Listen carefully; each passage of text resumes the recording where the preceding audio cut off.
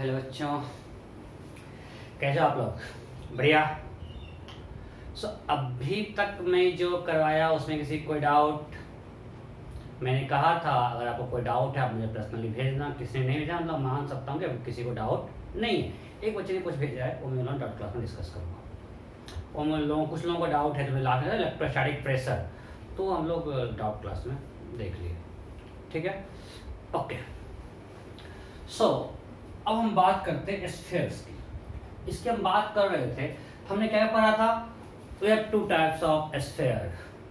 एक कैटेगरी में क्या था? Solid conducting, hollow conducting and hollow non conducting.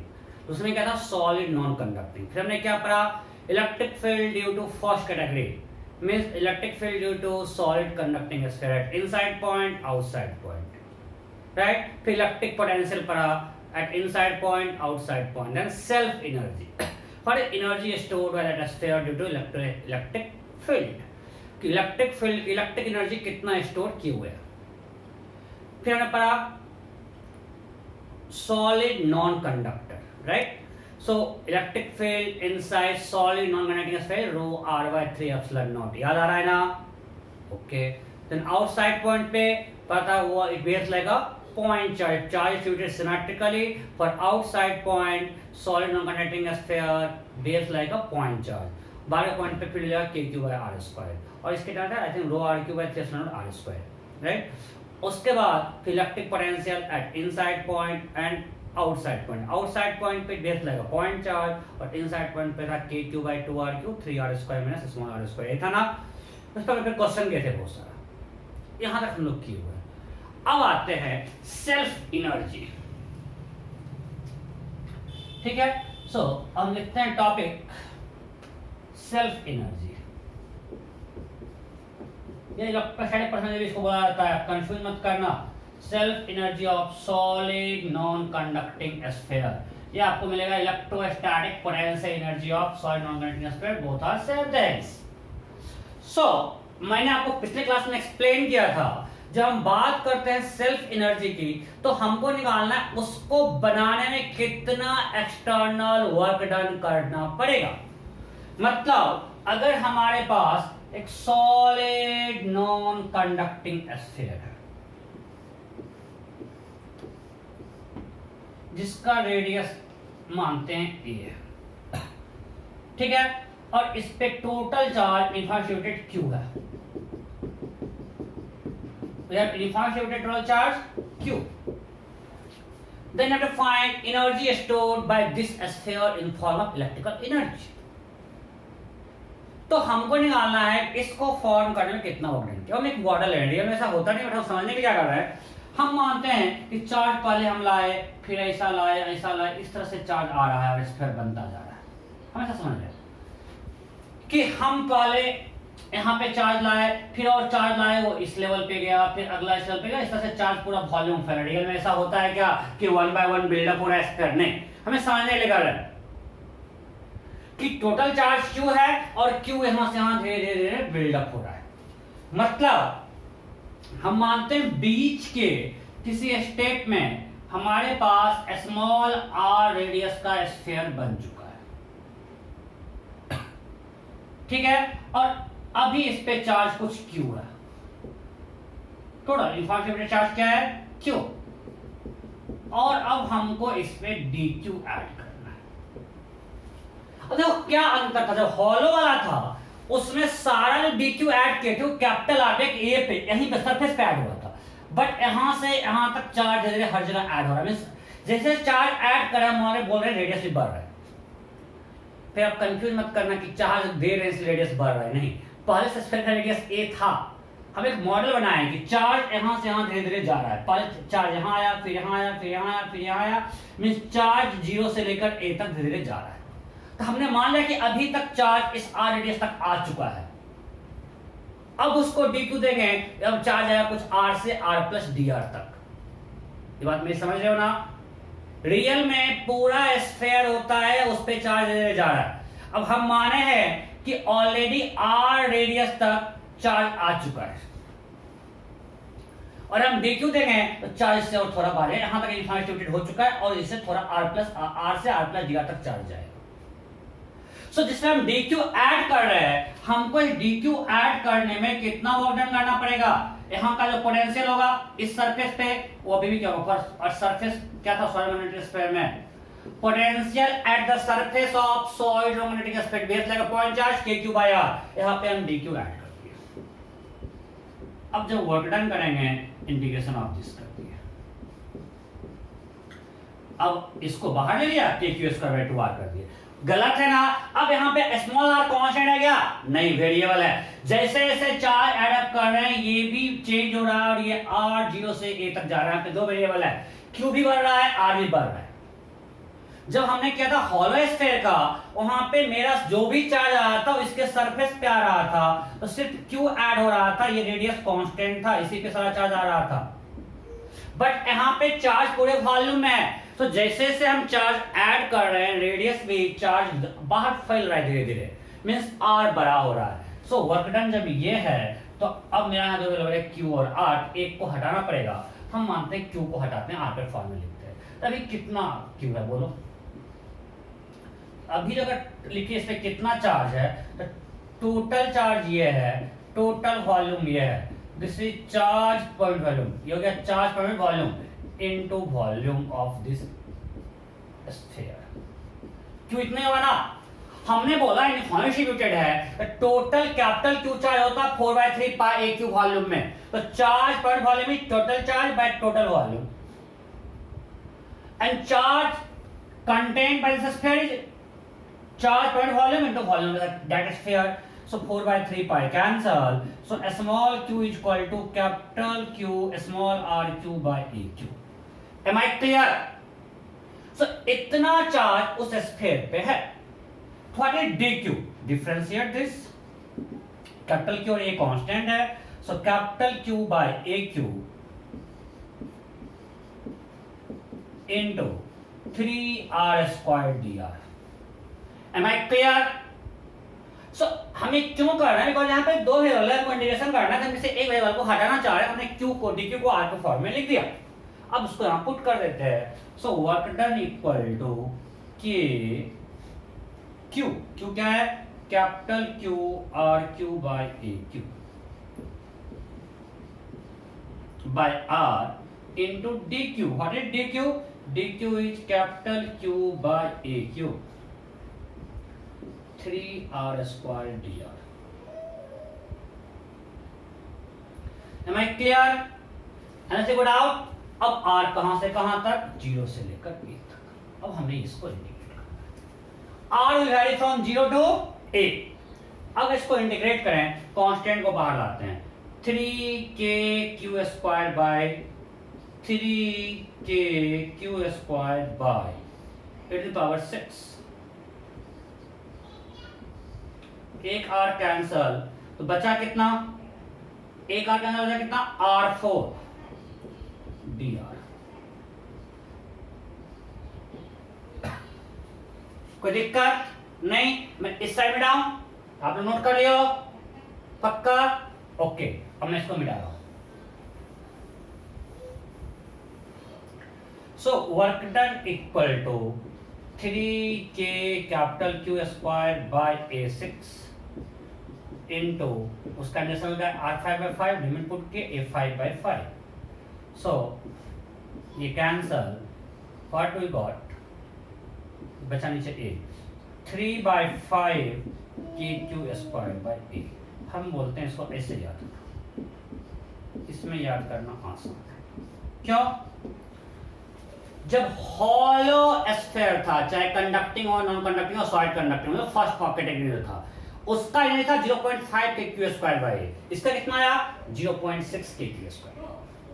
या को याद रखना है, जो फर्स्ट एनर्जी था hc hmc और sc, self energy of that sphere was 0.5 kq square bye a, self energy of solid non conducting sphere 0.6 kq square bye a। Okay, अब बता हम एक total energy, this is total self energy of solid non conducting sphere. Okay, total self energy of solid non conducting sphere that is 0.6 kq square bye A. That खाना पड़े पूछता है आपको, that ए पूछेगा या फिर क्यू फिर देगा, पूछा कितना एनर्जी स्टोर की हुआ है। अब थोड़ा और अच्छा क्वेश्चन पूछेगा कि find energy stored inside the sphere, इसके अंदर कितना एनर्जी है। जैसे आपको हम बताए थे जब हॉलो था HC HNC या सॉलिड कंडक्टिंग SC, उस केस में अंदर एनर्जी जीरो था, जो भी था वो बाहर था, बिकॉज़ अंदर इलेक्ट्रिक फील्ड क्या था, जीरो। बाहर कितना हो गया था, 0.5 क्यू स्क्वायर। अब पूछेगा इसके अंदर क्या होगा। अब तो यहां एनर्जी अंदर भी है बाहर भी है, क्या करेंगे भाई इसका, तो अब इलेक्ट्रिक फील्ड अंदर भी है और बाहर भी है। देखो सिंपल तरीका, फॉर आउटसाइड पॉइंट चाहे ये हो या ये हो, दोनों में कोई डिफरेंस, अगर इससे भी आर से मिलाएंगे फील्ड होगा क्यू बाय आर, वैसे आर से पे जाएंगे क्यू बाय आर स्क्वायर होगा। आउटसाइड पॉइंट के लिए both behaves like point charge kept at the center of a sphere. For outside point, hollow non-conducting or solid non-conducting both behave like a point charge kept at the center of a sphere. तो दोनों card बाहर के लिए, बाहर के point पे field same या अलग अलग, अगर टोटल चार्ज क्यू इस पे भी है, इस पे दोनों का रेडियस सेम है ए और ए, सो बाहर के पॉइंट के लिए दोनों कार्ड फील्ड सेम या अलग अलग, सेम, बिल्कुल सेम फील्ड पॉइंट से सब कुछ same, because it behaves like a point charge. तो बाहर में जितना एनर्जी इसका होगा उतना ही इसका भी होगा। So for outside point,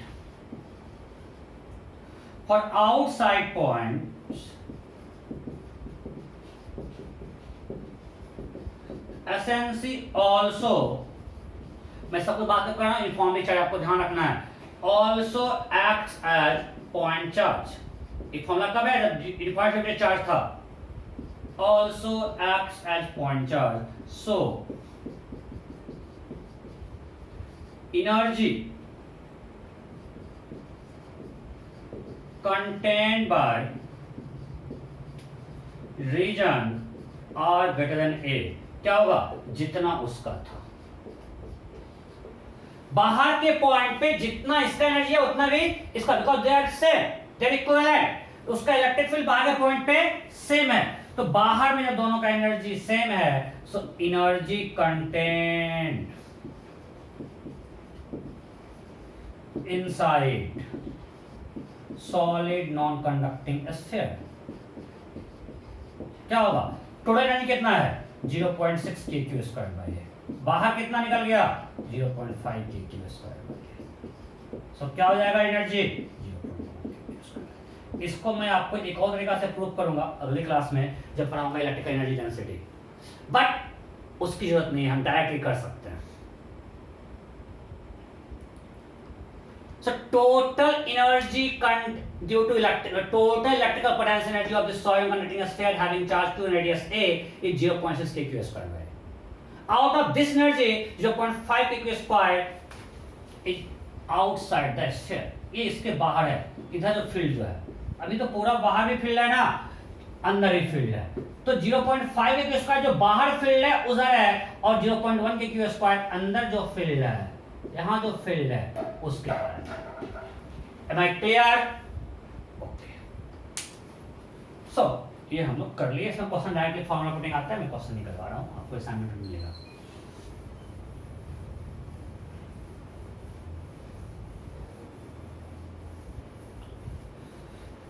okay, next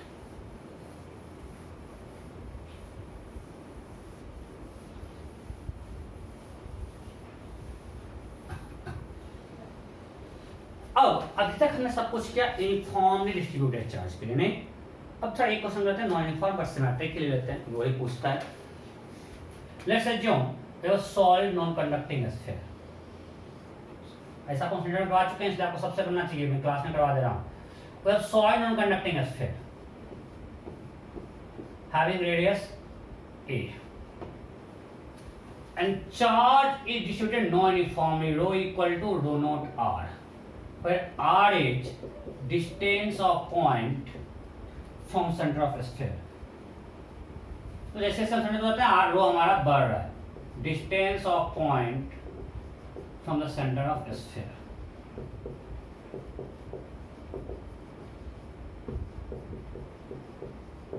row is charge पर unit volume, so non uniform and rho naught is constant. ऐसा क्वेश्चन आपको सेकंड में कहता होमवर्क दिया था, अभी क्लास में करवा देता हूँ, यहाँ पे बहुत लोग नहीं किए थे, जो किए अच्छा काफी लोग किए भी थे। सो अब हमारा रो वेरिएबल है, ठीक है।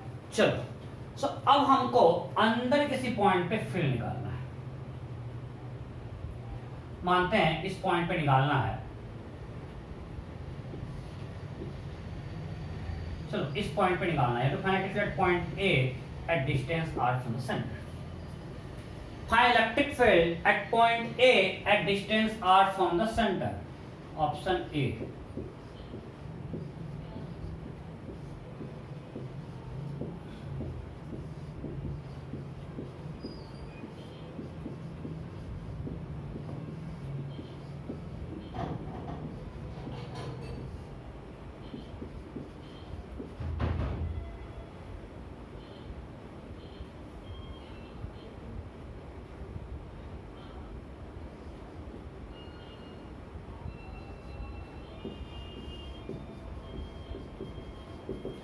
क्वेश्चन क्लियर है? We have a non-uniformly charged solid non-conducting sphere having charge per unit volume, rho, then rho is rho naught r, where r is distance from center of sphere, and find electric field at point A at distance r from center of sphere as shown in figure. So r is less than a, फटाफट हो गया। Okay, तो कुछ लोग क्या किए, electric field का formula था अंदर के पॉइंट पे ये था rho r by 3 epsilon naught. So rho को पुट कर दिया rho naught r into r by 3 epsilon naught, आ गया rho naught r square by 3। Option A मार दिया, बट ये सही है गलत? गलत बोलेगा सर आप ही तो बताए थे फॉर्मूला। भाई ये फॉर्मूला कब वैलिड है? जब रो यूनिफॉर्म। मैं बार बार बोल रहा हूं, जितना फॉर्मूला डिराइव किए थे, फॉर्मूला जितना भी है इलेक्ट्रिक फील्ड का या इलेक्ट्रिक पोटेंशियल का या सेल्फ एनर्जी का, सब कब वैलिड है? When charge were distributed uniformly. सिर्फ हमने एक पॉइंट लिखवाया था कि एसएनसी और एक्सी acts like a point charge for outside point if charge distributed symmetrically. So यहां पे चार्ज सिमेट्रिकली डिस्ट्रीब्यूटेड है, r डिस्टेंस पे चार्ज सेम है, डिस्ट्रीब्यूशन सेम है, तो पॉइंट चार्ज में बिहेव करेगा। बट वो फॉर्मूला वैलिड है या नहीं? उस फॉर्मूला हमने रो को कांस्टेंट माना था, यहाँ पे रो कांस्टेंट नहीं है, हमको गॉस लॉ लगा के इसको निकालना पड़ेगा। सो आप दैट फॉर्मूला पुटिंग नहीं कर सकते हो। लोगों ने सही किया, और ऐसा आपको हम सेंटर में करवा चुके हैं, वहां पे भी लोग ये गलती किए थे, वहां भी मैं बताया था, फिर आज गलती की क्योंकि कुछ लोग तो वहां किए नहीं थे। हम क्या करेंगे, इस ए से पास करता हुआ एक गॉस सरफेस बना दिया। Now right Gauss law, so write Gauss law for a sphere, so E dot dA equal to Q enclosed by epsilon naught। अब सिमेट्री से हर जगह E रेडियली आउटवर्ड है, D और DM एंगल 0 है, बहुत भोग चुके हैं। सो E into dA cos 0, E का मैग्नीट्यूड सेम होगा, E integration of dA that is equal to Q enclosed by epsilon naught। E कहां पे? इसके सरफेस पे। इंटीग्रेशन dA किसका? एरिया ऑफ गॉसियन सरफेस में। कोई इंटीग्रेशन करना है या नहीं भाई? ये एरिया किसका होता है? गॉसियन सरफेस का एरिया। इसका रेडियस अगर r है तो इसका एरिया होगा 4πr²। सो यहां तक कोई समस्या नहीं है। बात आके फंसती है क्यू इनक्लोज निकालने में। जब क्यू इनक्लोज हम निकाले थे, जब यूनिफॉर्म था, हमने सिंपली कर दिया था रो इनटू 4/3πr। बट यहाँ पे रो कांस्टेंट नहीं है, रो क्या लेंगे भाई? हर जगह तो रो अलग अलग है, तो डायरेक्ट ये नहीं कर सकते हैं, हमको क्यू इनक्लोज निकालना पड़ेगा। तो हम एक्स पे जाके एक स्फीयर लेंगे जिसका थिकनेस dx है। क्यों? हर पॉइंट पे रो अलग अलग है, हम मानते हैं dx इतना छोटा है कि रो x से x प्लस dx कांस्टेंट है। इतना तो आप बच्चे नहीं हो, इतना आपको समझ में आता है, बहुत रिलेशन कर चुके हैं। जब रो वेरिएबल है हम मान सकते हैं, हम बहुत परेशान है, जितने स्टूडेंट हैं हमको इस क्वेश्चन में बहुत परेशान होते हैं, इंटीग्रेशन आता है। सो होपफुली आप समझ गए होंगे कि हर पॉइंट पे रो अलग अलग है, तो हमको मानना है कि ऐसा हमने सेक्शन लिया x प्लस dx तक, जहां रो कांस्टेंट मान सकते हैं। तो इस स्मॉल एरिया में dq हो जाएगा रो नोट x, यहाँ पे रो इंटू 4π(x²) dx, इसका volume dv, not into dv। क्यों ऐसा कर रहे हैं? बिकॉज हर पॉइंट पे भाई रो अलग अलग है। हम मान सकते हैं कि स्मॉल वॉल्यूम में रो सेम है, यहां से यहां तक रो सेम नहीं मान सकते हैं। अब इसके लिए dq है तो q इनक्लोज होगा integration of this rho naught x 4π(x² dx। x कहां से कहां तक? हमको इसके अंदर 0 से लेकर r तक। सो 4π रो नॉट कांस्टेंट बाहर आ गया, बचा क्या? x³ dx, इसका इंटीग्रेशन हो जाएगा r4/4। बचा क्या? ये 4π rho naught integration of x³ dx, integration होगा r4/4। उसको यहां पे पुट कर देते हैं। So it will be e into 4πr² equal to q enclose, that is 4π rho naught r4/4 epsilon naught. 4π cancel, this got cancelled, so E equal to rho naught r²/4 epsilon not. Simple.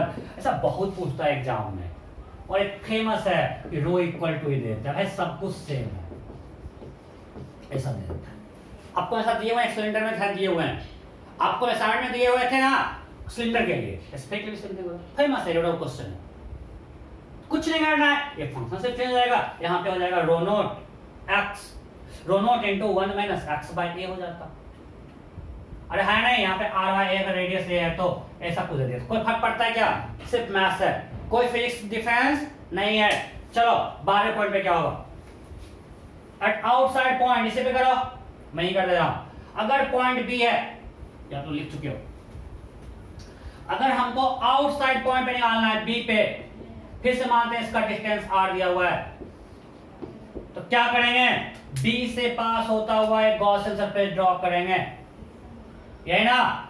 तो B से पास होता हुआ surface draw किए, फिर से ये लिखे, फिर से ये लिखे, ये भी 4πr² होगा, फिर से ये होगा, बस सिर्फ Q इनक्लोज चेंज हो जाएगा। अब Q इनक्लोज में क्या चेंज होगा भाई? सब चार्ज कहां से कहां तक है? सिर्फ यहां तक है, इसके बाहर चार्ज है क्या? सो लिमिट यहां पे कहां से कहां आएगा? 0 से लेकर a तक। Am I clear? जहां क्या जाएगा? A4। ये समझ में आ रहा है ना? अब अगर बाहर का पॉइंट है तो जितना इसके अंदर चार्ज है सारा चार्ज इनक्लोज है, राइट? बस हो गया।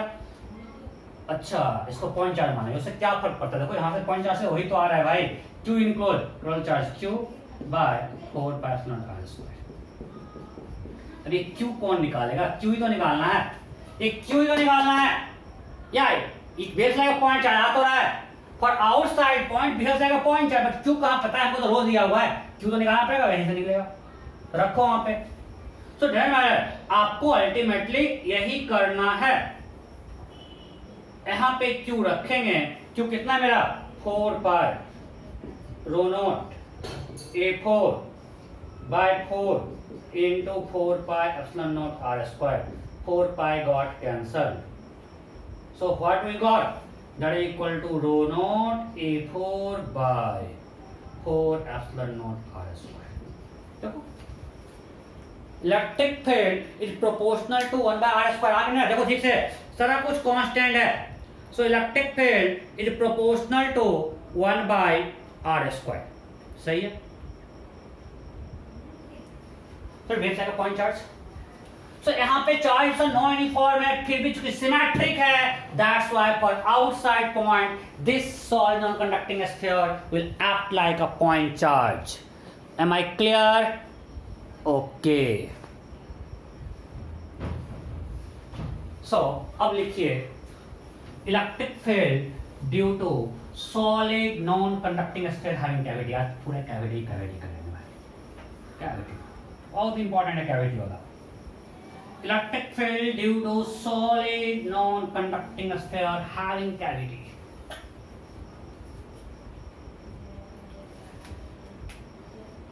चलो सिंपल लेते हैं, आपको हम करवा चुके हैं, आपको खुद से करना, डायरेक्ट क्वेश्चन लेंगे, direct question. Solid non conducting sphere,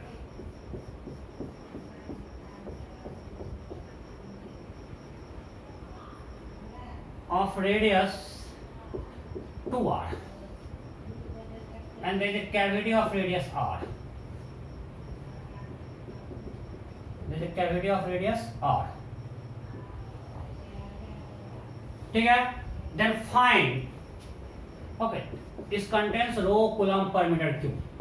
जो एरिया रिमेनिंग एरिया है उस पे चार्ज कितना है, rho coulomb per metre cube.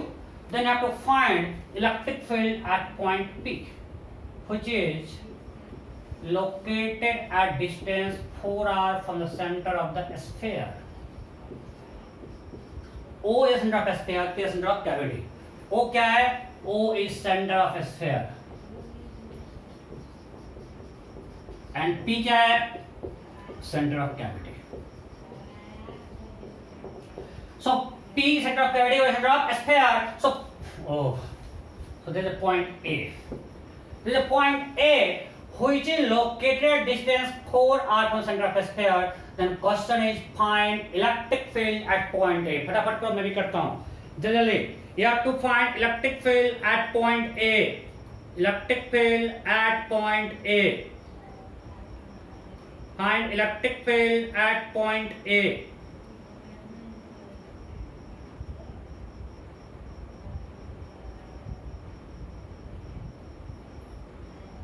जल्दी जल्दी जल्दी जल्दी।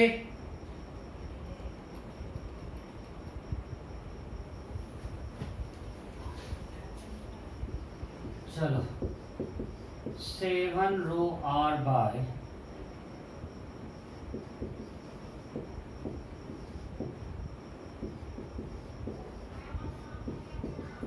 54 epsilon naught, sorry,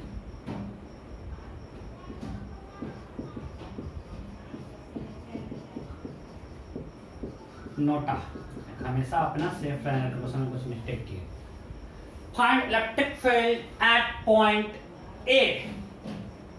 electric field at point A, फटाफट। Point A lies at distance 4r from the centre of sphere, from the centre of sphere, ठीक है। चलो अब भी करते हैं, ध्यान दो, हमको पॉइंट ए पे निकालना है। ऐसा हमने कर चुके हैं ना। अब ये सिमेट्रिकल डिस्ट्रीब्यूशन नहीं है तो हमने जो करंट फॉर्मूला अप्लाई नहीं कर पाएंगे। तो यहाँ पे आसान क्या है, हमको सिमेट्रिक बना दिया, यूनिफॉर्म टाइप हम पढ़े उसका यूज कर ले। तो this sphere is same as larger sphere of radius 4r। हमने हर जगह प्लस चार्ज दे दिया, सॉरी 2r, हमने हर जगह प्लस चार्ज दे दिया, प्लस कैविटी में माइनस चार्ज दे दिया। मत पूछना कैसे, ये आप बहुत बार कर चुके हो और अभी रिसेंटली हम सिलेंडर में करवाए, centre of mass, moment of inertia, फिर इलेक्ट्रोस्टैटिक्स में भी करवाए थे, फिर मैग्नेटिज्म में आएगा। तो हमने क्या किया कि यहाँ पे प्लस चार्ज दिया, माइनस चार्ज दिया, नेगेटिव हो गया। जितना रो है वही रो प्लस चार्ज यहाँ दिया, उतना ही माइनस दिया। यहाँ भी कितना दिया, रो रो रो रो रो किलोमीटर क्यूब, प्लस चार्ज रो किलोमीटर क्यूब, माइनस चार्ज रो किलोमीटर, नेट का जाएगा 0। सो अब हमारे पास यूनिफॉर्मली चार्ज दो साइड पर, एक पॉजिटिव और एक नेगेटिव चार्ज। इस पे चार्ज है प्लस रो, इस पे है माइनस रो। अब दोनों का निकाल के हम फैक्टर सम कर देंगे। So electric field at point A due to sphere 1। So बाहर का पॉइंट है ना, बाहर के पॉइंट पे फॉर्मूला क्या था, अगर मुझे याद है, electric field at outside point था rho r cube by 3 epsilon naught r square. ऐसा कुछ था क्या, आउटसाइड पॉइंट पे क्या था, rho r cube by 3 epsilon naught r square. तो रखते हैं, तो ये क्या हो जाएगा, रो r है कितना है 2r, rho r cube by 3 epsilon naught small r, distance of point from center of sphere. तो अभी 1 के सेंटर से कितना डिस्टेंस है, a का 4r, सो 4r का whole square. So this is equal to, direction का प्लस चार्ज है, रिपेल करेगा इधर, so it is 8 rho r cube by 16 into 3 48 epsilon naught r square. So 4 2 जा 8 8 6 सीधे करो, अरे रो एक ये कैंसल, सो बचा rho r by 6 epsilon naught. क्या है, rho r by 6 epsilon naught in this direction, क्या है 1 के कारण। अब निकालते हैं electric field due to sphere 2। Electric field at point A due to sphere 2। So again इसके लिए भी आउटसाइड पॉइंट है, पॉइंट ए कैविटी, इस स्फीयर के लिए इसके दोनों के लिए आउटसाइड पॉइंट है, इसके कारण सो अगेन रो रेडियस, ये फॉर्मूला है ना, कितना है r, so rho r cube by 3 epsilon naught. अब पॉइंट ए का लेंगे, इसके सेंटर डिस्टेंस ये कितना है 3r। यहाँ पे स्मॉल r क्या है, distance of point from center of sphere, तो इसके सेंटर कितना डिस्टेंस है 3r, सो 3r स्क्वायर, 3r का whole square. So it will be rho r cube by 9 into 3, 27 epsilon naught r square. So that is rho r by 27 epsilon naught. Direction इस पे negative charge है, plus को तरफ attract करेगा, सो इन this direction, और दोनों के सेंटर को ज्वाइन करता हुआ लाइन है, सेम लाइन में फील्ड है, इसलिए वेक्टर सम करने में आसानी है। अगर गड़बड़ होता, कुछ पॉइंट यहाँ होता, इसका अलग डायरेक्शन, यहाँ अगर पॉइंट दे देता पसीना छूट जाता भाई। अगर पॉइंट यहाँ दे दे, इसके लिए डायरेक्शन होगा इधर और इसके डायरेक्शन होगा इधर, वेक्टर सम करने में पसीना छूट जाता, तो ऐसा कभी देता नहीं है। आपको दिया सेम, ये point lies on the line in centre of both spheres and cavity, इसके सेंटर पे क्या था, आराम से एक ही लाइन का डायरेक्शन है, यहाँ पे एक लाइन में है क्या, नहीं है, इससे कारण फील्ड इधर रेडियली आउटवर्ड, इससे कारण रेडियली इनवर्ड, सेंटर से मिला दिए तो दोनों का डायरेक्शन अलग अलग है, वेक्टर सम करने में पसीना छूट जाएगा, इसलिए हमको पॉइंट ए दिया है जो दोनों के जो सेंटर को ज्वाइन कर रहा है लाइन उसी लाइन पे लाई कर रहा है। Okay, so net field this minus this, so E net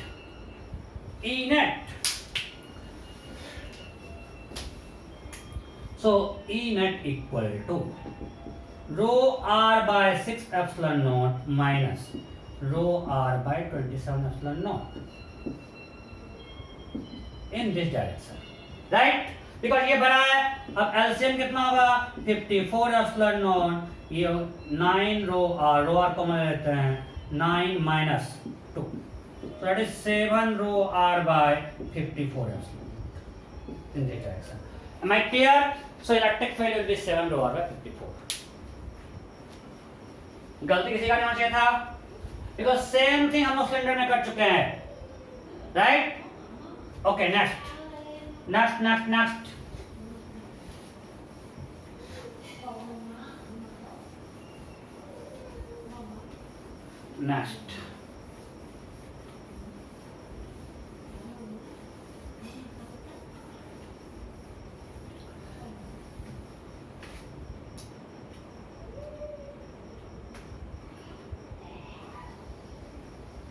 Again same question.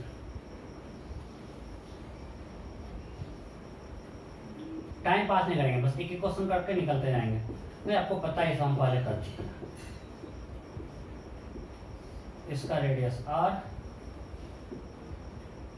इसका radius 2। Point B lies here at distance r from center of the sphere, and again point lies line running center of both spheres and cavity. So point भी यहाँ पे lie कर रहा है, point भी कहाँ lie कर रहा है, inside sphere at distance r from the center of sphere, O से r distance पे है, P center of cavity, O is center of sphere. Okay, then question is find magnitude of electric field at point B. Find magnitude of electric field at point B.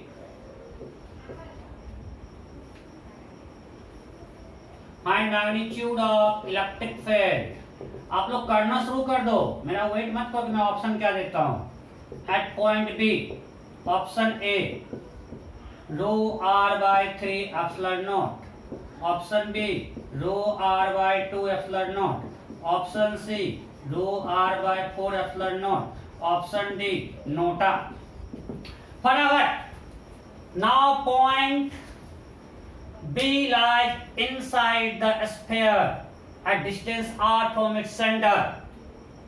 हो गया क्या? बिल्कुल same type question, मजा नहीं आ रहा है यार, bore हो रहा है, एक ही टाइप किए जा रहे हो, आप लोग गलती पे गलती किए जा रहे हो। नहीं, आपको तो पूरे क्लास बस एक आ गया तब भी नहीं सर दिक्कत ही रहेगा।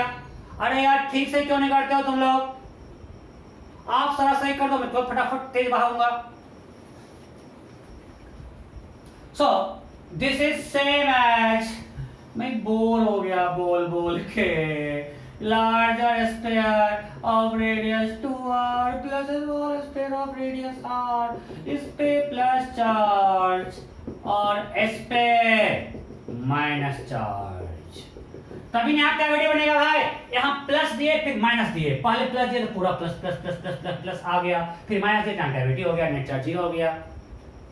अब ये पॉइंट भी इसके अंदर है और 2 के बाहर है, पॉइंट भी 1 के अंदर है और 2 के बाहर है। So electric field at point B due to sphere 1, inside point है, कौन सा रो आर से naught, so rho R distance of point of centre, formula याद हो मेरे क्वेश्चन बन जाता, प्लस चार्ज है, ये प्लस चार्ज पॉइंट जाएगा मतलब इधर रिपेल करेगा, फील्ड का डायरेक्शन इधर होगा, right.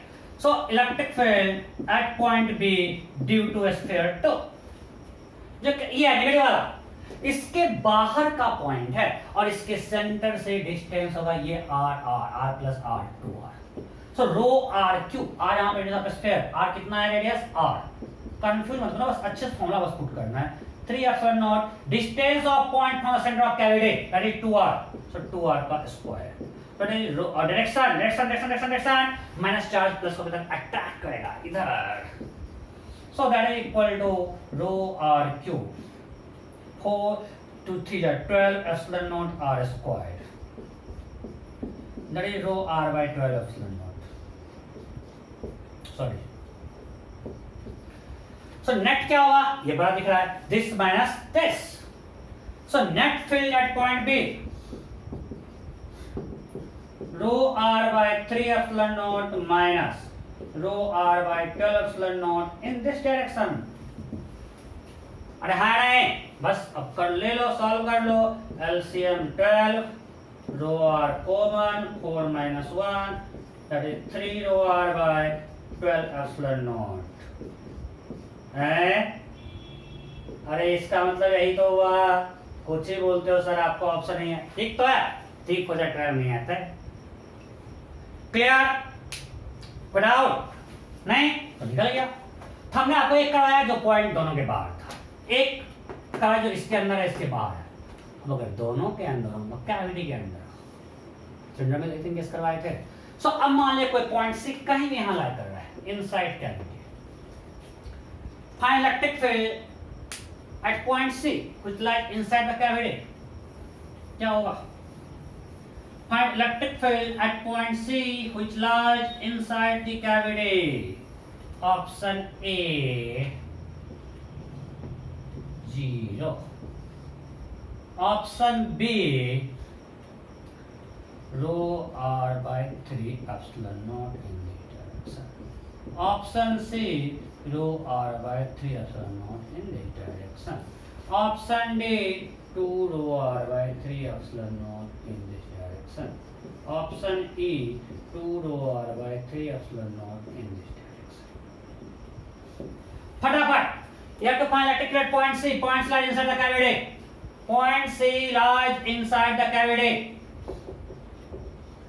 point C lies inside the cavity, फटाफट फटाफट,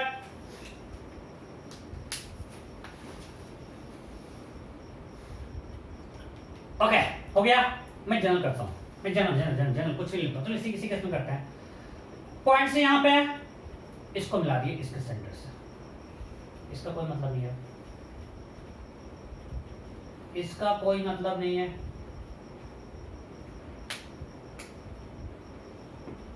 मान ली कुछ डिस्टेंस r1 है, तो इससे कारण फील्ड इधर होगा, ये है फील्ड, इससे कारण इसके अंदर है, इधर फील्ड, तो E1 क्या होगा, E at C due to 1 rho r1 का डायरेक्शन होगा along r1, अरे हाँ नहीं, प्लस चार्ज है, इसका इसके कारण होगा इधर, okay, electric field at C due to 2 rho r2, अगर R2 हमने इधर माना है, फॉर एग्जांपल अगर हम R2 इधर मानते हैं तो फील्ड इधर है R2 मैंने इधर मान लिया, इस डायरेक्शन को, पोजीशन वेक्टर को R2 मान लिया, तो क्या होगा minus rho R2 vector form में। ये समझेगी नहीं, हमने R2 माना है पोजीशन वेक्टर ऑफ कौन रिस्पेक्ट टू सेंटर। ध्यान दो, ये हमारा P है, ये C है और ये O है। हमने इधर माना है R1 वेक्टर और इसको माना है R2 वेक्टर और ये OP है। ठीक है, ओके। अब ध्यान दो, अगर वेक्टर ट्रायंगल में देखेंगे तो OP plus PC equal to OC means OP vector equal to OC vector minus PC vector. हाँ नहीं, OP vector equal to OC vector minus PC vector. तो PC में R2 इधर है, तो फील्ड किधर है? फील्ड इसके तरफ है, ये फील्ड का डायरेक्शन है। फील्ड होगा माइनस R2 तरफ अट्रैक्ट करेगा तो minus rho R2। So what is net electric field? Net vector sum means rho by 3 epsilon naught R1 vector minus R2 vector. यही तो है। OC क्या है मेरा? R1 और PC क्या है? R2। PC मेरा क्या है? R2। PC है इधर, देखो ना, OP plus R2 equal to R1, triangle law. So R1 minus R2 equal to OP। So ये हो गया rho by 3 epsilon naught into OP। ये जनरल है, हमेशा वैलिड है। सो अब OP क्या है? ये लाइन ज्वाइनिंग सेंटर्स। OP क्या है? Line joining centre means electric field uniform, एक कांस्टेंट है। So electric field inside cavity is uniform, और जो कैविटी के सेंटर पे वही हर जगह होगा, निकाल सकते हैं। सो electric field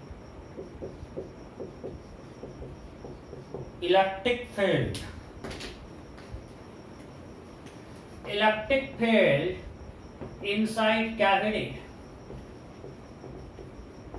is uniform।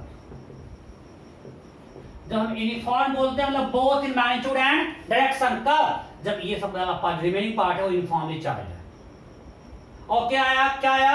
Row by 3 epsilon naught into OP vector. What is OP vector? Line joining centre of sphere and cavity. Line joining centre of sphere and cavity. Centres of sphere and cavity. अब इसके जहां क्या है, r distance है, जगह rho r सेक्शन naught किधर? OP के लो। अगर यहां डिस्टेंस कुछ a होता, कुछ भी डिस्टेंस होता, अगर डिस्टेंस c होता है rho c by 3 epsilon naught, मतलब simply rho by 3 epsilon naught into distance between centre of sphere. या मैं सिंपल आपको बोला था स्टैंडर्ड भी याद करने के लिए। हमको सिर्फ इतना पता है कि electric field inside cavity is uniform. हम कैविटी के सेंटर पे निकालते हैं इलेक्ट्रिक फील्ड, वही हर जगह होगा। कैविटी के सेंटर पे कैविटी करंट क्या होगा? 0। कैविटी के सेंटर पे इलेक्ट्रिक फील्ड कैविटी क्या होगा? मतलब इसको मैंने साल करंट 0, सिर्फ इसका आएगा। इसके करंट फील्ड क्या होगा? Rho r by 3 epsilon naught. r क्या? OP।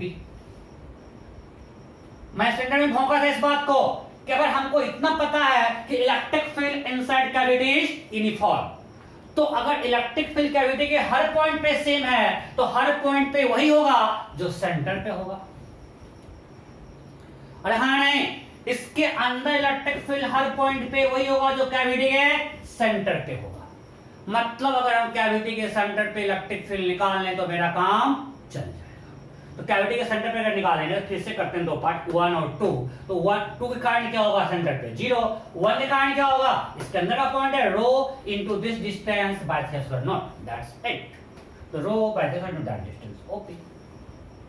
सेंटर पे निकला वही हर जगह है, ये हम प्रूव कर चुके हैं कि यूनिफॉर्म है। Am I clear? So electric field inside a spherical cavity is uniform, is charged uniform outside the cavity।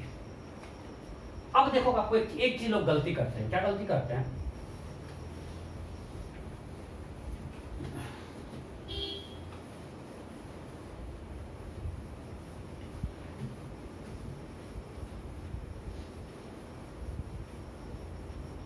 देखिए क्या गलती करते हैं।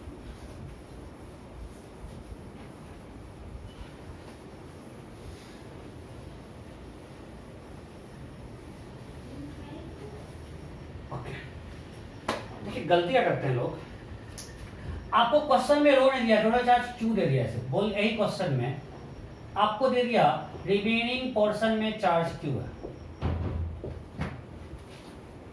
फिर से सेम थिंग, रेडियस 2r, इसका रेडियस r।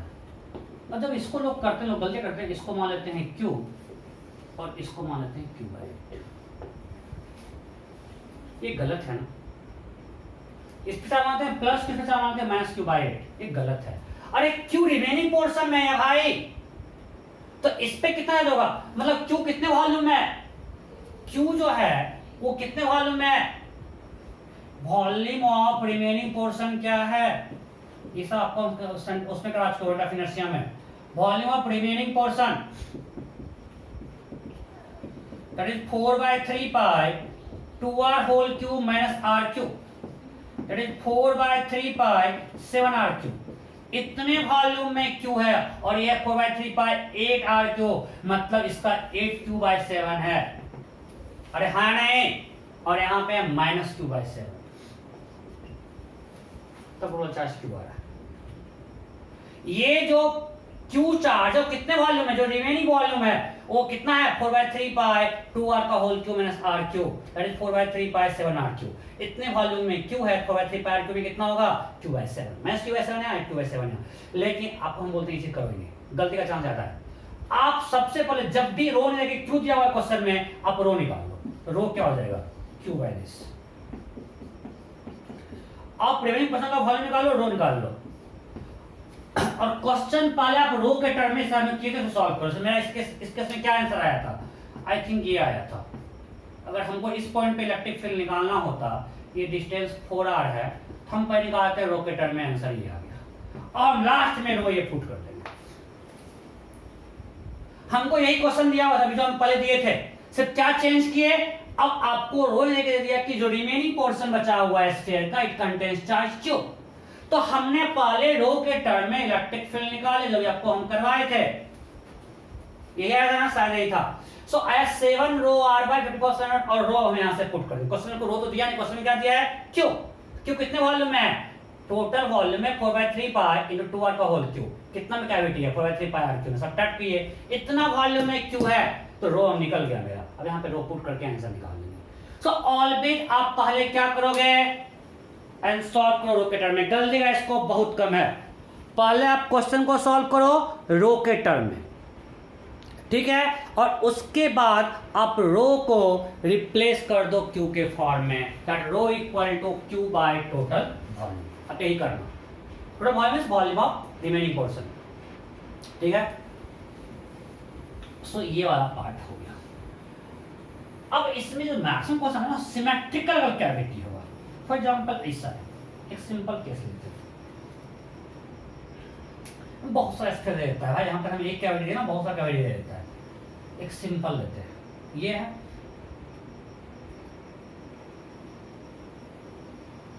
मानते हैं एक इस तरह का हमारे पास स्फीयर है, इसका इनर रेडियस a है और आउटर रेडियस b है, ठीक है।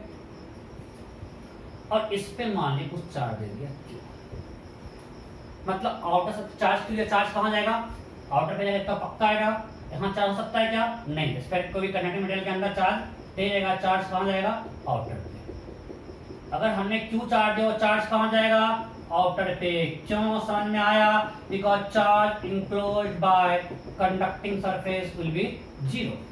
आपको हम बता चुके हैं, ये चार्ज आएगा आउटर पे, ये यहाँ पे q चार्ज आ गया। अब हमको निकालना है इलेक्ट्रिक फील्ड पॉइंट A पे, पॉइंट B पे और पॉइंट C पे। डिस्टेंस वेरिएबल मानते हैं स्मॉल r, मैं हर जगह स्मॉल r लूंगा, डिस्टेंस A का भी, B का भी, C का। या स्मॉल r क्या है, वेरिएबल, कंफ्यूज मत करना कि सर A का डिस्टेंस भी r, B का भी r, C का नहीं यार।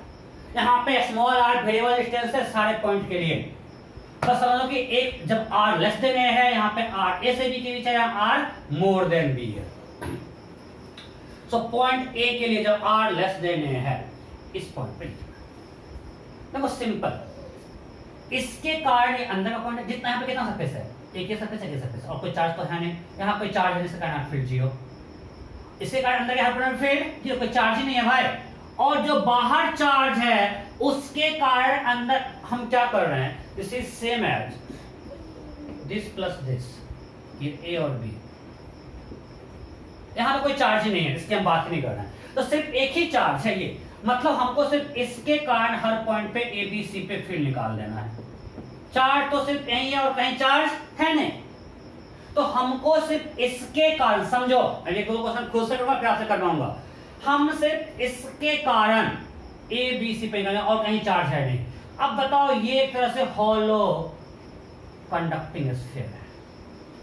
ये क्या है? Hollow conducting sphere. ये पूरा कंडक्टिंग मटेरियल है, क्वेश्चन को दिया है कि पूरा मटेरियल क्या है? कंडक्टिंग है, कंडक्टिंग है, कंडक्टिंग कंडक्टिंग कंडक्टिंग कंडक्टिंग। अब हमारे पास ये एक हॉलो कंडक्टिंग स्फीयर है, ठीक है? मतलब टॉपिक देना electric field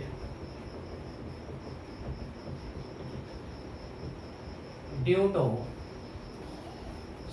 conducting sphere, conducting sphere, अभी सॉलिड कंडक्टिंग किया ना, conducting sphere having cavity, having cavity. Okay, अब ध्यान देना। सो अब हमारे पास चार्ज सिर्फ इस सरफेस पे है, तो जो भी होगा फील्ड या पोटेंशियल वो सिर्फ इसके कारण होगा। तो इसके कारण अंदर किसी पॉइंट पे फील्ड क्या होता है? जीरो। पढ़ चुके हैं, अगर हमारे पास एक सॉलिड कंडक्टिंग स्फीयर होता है, उसके कारण अंदर के पॉइंट पे फील्ड क्या होता है? जीरो। तो पॉइंट ए इसके अंदर है, यहाँ पे इलेक्ट्रिक फील्ड एट पॉइंट ए क्या होगा? जीरो। ओके, अब आते हैं पॉइंट बी पे। पॉइंट बी भी इसके अंदर है, पॉइंट बी भी इसके अंदर है, इस सरफेस के, इलेक्ट्रिक फील्ड पॉइंट बी क्या होगा? जीरो। पॉइंट सी, सो यहाँ पे क्या है? R greater than A less than B. अब आते हैं इलेक्ट्रिक फील्ड पॉइंट सी, जब आर ग्रेटर देन बी है बाहर के पॉइंट पे, तो अब ये यहाँ कोई चार्ज नहीं, सिर्फ यहाँ चार्ज है, और इसके बाहर का पॉइंट बी वाला का पॉइंट चार्ज, तो point charge kept at the centre, इससे डिस्टेंस हम आर ले रहे हैं, बाहर में बोल रहे हैं हमेशा R distance centre of space हम ले रहे हैं, वेरिएबल है आर। आर पर हम ए का ले रहे हैं सेंटर ऑफ स्पेस से, फिर ले रहे हैं बी का सेंटर ऑफ स्पेस से, फिर सी का ले रहे हैं। तो इलेक्ट्रिक फील्ड पॉइंट सी क्या होगा? For outside point B like a point charge kept at the centre of sphere. Am I clear? ये समझ में आया कि नहीं आया? एक चीज समझे या नहीं समझे? मैं फिर से भौंकता हूं, ध्यान सुनना, क्योंकि इसी से हम बिल्डअप करेंगे, आप बुक का पूरा कंफ्यूज करेगा, इसलिए आप यहां समझ के जाना, क्लास इतना समझ निकालना मत। हमको निकालना है point A, point B, point C पर इलेक्ट्रिक फील्ड। पॉइंट ए दोनों के अंदर है, पॉइंट बी ए और बी के बीच में है, पॉइंट से दोनों के बाहर है। अब हमने मान लिया R distance of point from the centre of sphere, वो आर वेरिएबल है, ए के लिए भी आर मान ले, बी के लिए भी आर मान ले, सी के लिए आर मान ले। तीन इंडिपेंडेंट क्वेश्चन है, पहले ए का निकाल रहे हैं, फिर बी का, फिर सी का, तीनों इंडिपेंडेंट है, सब में आर ले लिया, जिस वेरिएबल है आर, कुछ भी सकता है वैल्यू। ओके, अब चार्ज सिर्फ बाहर है भाई, यहाँ कोई चार्ज नहीं है। कोई बोलेगा सर चार्ज यहाँ कनेक्टर है, अंदर क्यों नहीं आ जाएगा? आ सकता था, बट हमको ही पता है कि एक कंडक्टर है, अगर हम यहाँ पे कोई गॉसियन सरफेस लेंगे तो हर पॉइंट पे ई जीरो होगा, कंडक्टिंग मटेरियल के अंदर ले रहे हैं, यहाँ नहीं ले रहे हैं, कंडक्टिंग मटेरियल के अंदर ले रहे हैं, और जब कंडक्टिंग मटेरियल के अंदर गॉसियन सरफेस लेंगे तो हर पॉइंट पे ई क्या होगा? जीरो। और जब हर पॉइंट पे ई जीरो होगा मतलब क्यू इनक्लोज क्या होगा? जीरो। इसलिए यहाँ पे कोई नेट चार्ज, यहाँ चार्ज नहीं है, यहाँ भी कोई चार्ज नहीं आ सकता है, नेट चार्ज क्या होगा इसके अंदर? जीरो। Am I clear? अगर हम इस कंडक्टिंग मटेरियल के अंदर एक गॉसियन सरफेस लिए तो इसके हर पॉइंट पे ई क्या होगा? Zero. Property of conductor, so E dot D A equal to Q enclose by epsilon naught. अगर ई हर पॉइंट पे zero, so E dot D A zero. So what is Q enclose? Zero, right? So अगर Q enclose zero है तो यहाँ कोई charge आएगा, जो भी चार्ज आएगा बाहर ही जाएगा। हमने क्यू चार्ज दिया और बाहर ही गया। ओके, अब ये बाहर गया तो हम सिर्फ हमारे पास सिर्फ एक चार्ज सरफेस का रेडियस बी है, तो इसके कारण अंदर का पॉइंट इलेक्ट्रिक फील्ड जीरो, इसलिए इलेक्ट्रिक फील्ड जीरो हो गया। पॉइंट से इसके बाहर ds लगेगा पॉइंट चार्ज टी की बार square. Hopefully I am clear? Point C उसके बाहर है, ds लगेगा point charge, electric field is k by r square. Okay, next अब हम पोटेंशियल लिखते हैं। पोटेंशियल एट पॉइंट ए भी है, तो फिर से सिर्फ एक यही सरफेस है जिसके कारण कुछ भी होगा, पोटेंशियल इलेक्ट्रिक फील्ड। तो पॉइंट ए इसके अंदर है, पॉइंट ए इसके अंदर है, तो अंदर पोटेंशियल से तो सेंटर पे कोई हर जगह होगा, सेंटर पे क्या होगा? KQ बाय B, यहाँ पे क्या होगा? KQ by B। तो पोटेंशियल कांस्टेंट है, मतलब यहाँ अगर R लेस देन A है तो आर लेस देन ए के हर पॉइंट पोटेंशियल के क्यू बाई बी ही होगा। क्या होगा? K Q by B. क्यों? हर जगह इलेक्ट्रिक फील्ड तो जीरो है, पोटेंशियल कांस्टेंट होके आ तो रहा है। पोटेंशियल पॉइंट बी पे क्या होगा? पोटेंशियल पॉइंट बी, ये भी इसके अंदर का ही पॉइंट है, पोटेंशियल सेम होना चाहिए, सेंटर पे है, तो ये भी के क्यू बाई बी ही आ रहा है।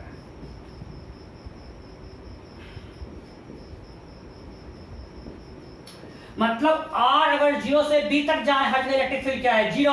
यहां देखो सब कुछ लॉजिकल है। जी आर जीरो से लेकर बी तक इलेक्ट्रिक फील्ड क्या है? जीरो। मतलब potential should be constant, v equal dv equal minus e dot dr होता है। जब इलेक्ट्रिक फील्ड है ना, पोटेंशियल चेंज नहीं करेगा। देखो जीरो से लेकर बी तक हर जगह पोटेंशियल के क्यू बाई बी है। अब जब बी से बाहर जाएंगे, इससे बाहर, फिर behaves like a point charge, so K Q by R potential variable हो गया, बिकॉज़ इलेक्ट्रिक फील्ड है। Am I clear? सब कुछ लिंक्ड है, लॉजिकल है। आपको हर कुछ खुद से चेक करना है हमने जो सही क्या गलत किया। अरे भाई जब इलेक्ट्रिक फील्ड जीरो आया, जीरो से लेकर बी तक, मतलब जीरो से लेकर बी तक पोटेंशियल पहुंचना चाहिए। हाँ आ तो रहा है, अंदर के पोटेंशियल सेम होता है, जो सेंटर पे वही हर जगह होगा, सेंटर पे हमको निकालना आता है। हमको डायरेक्ट यहाँ निकालना नहीं आता है, बिकॉज़ हर पॉइंट का डिस्टेंस सेम नहीं है, बट सेंटर के हर पॉइंट का डिस्टेंस से कितना है? B B B B B B. So हम potential at centre is K Q by B, और हर पॉइंट पे सेम होना है, क्योंकि इसके अंदर पोटेंशियल कांस्टेंट हम लोग पढ़ चुके हैं। सॉलिड कंडक्टर के अंदर पोटेंशियल कांस्टेंट होता है, या हम पढ़ चुके थे हॉलो सॉलिड कंडक्टिंग स्फीयर के अंदर पोटेंशियल पॉइंट पे क्या होगा? सेम जो सेंटर पे होगा, के क्यू बाई बी, और बाहर there is a point charge. Am I clear? Okay. So एक और भी करूंगा, उसके बाद मैं आपसे करवाऊंगा, एक और भी करूंगा।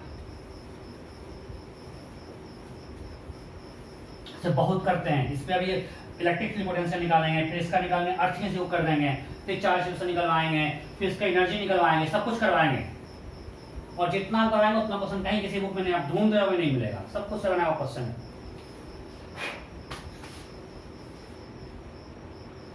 ओके, अब एक करते हैं, बिल्कुल सेम टाइप लेते हैं, बस थोड़ा सा चेंज करें।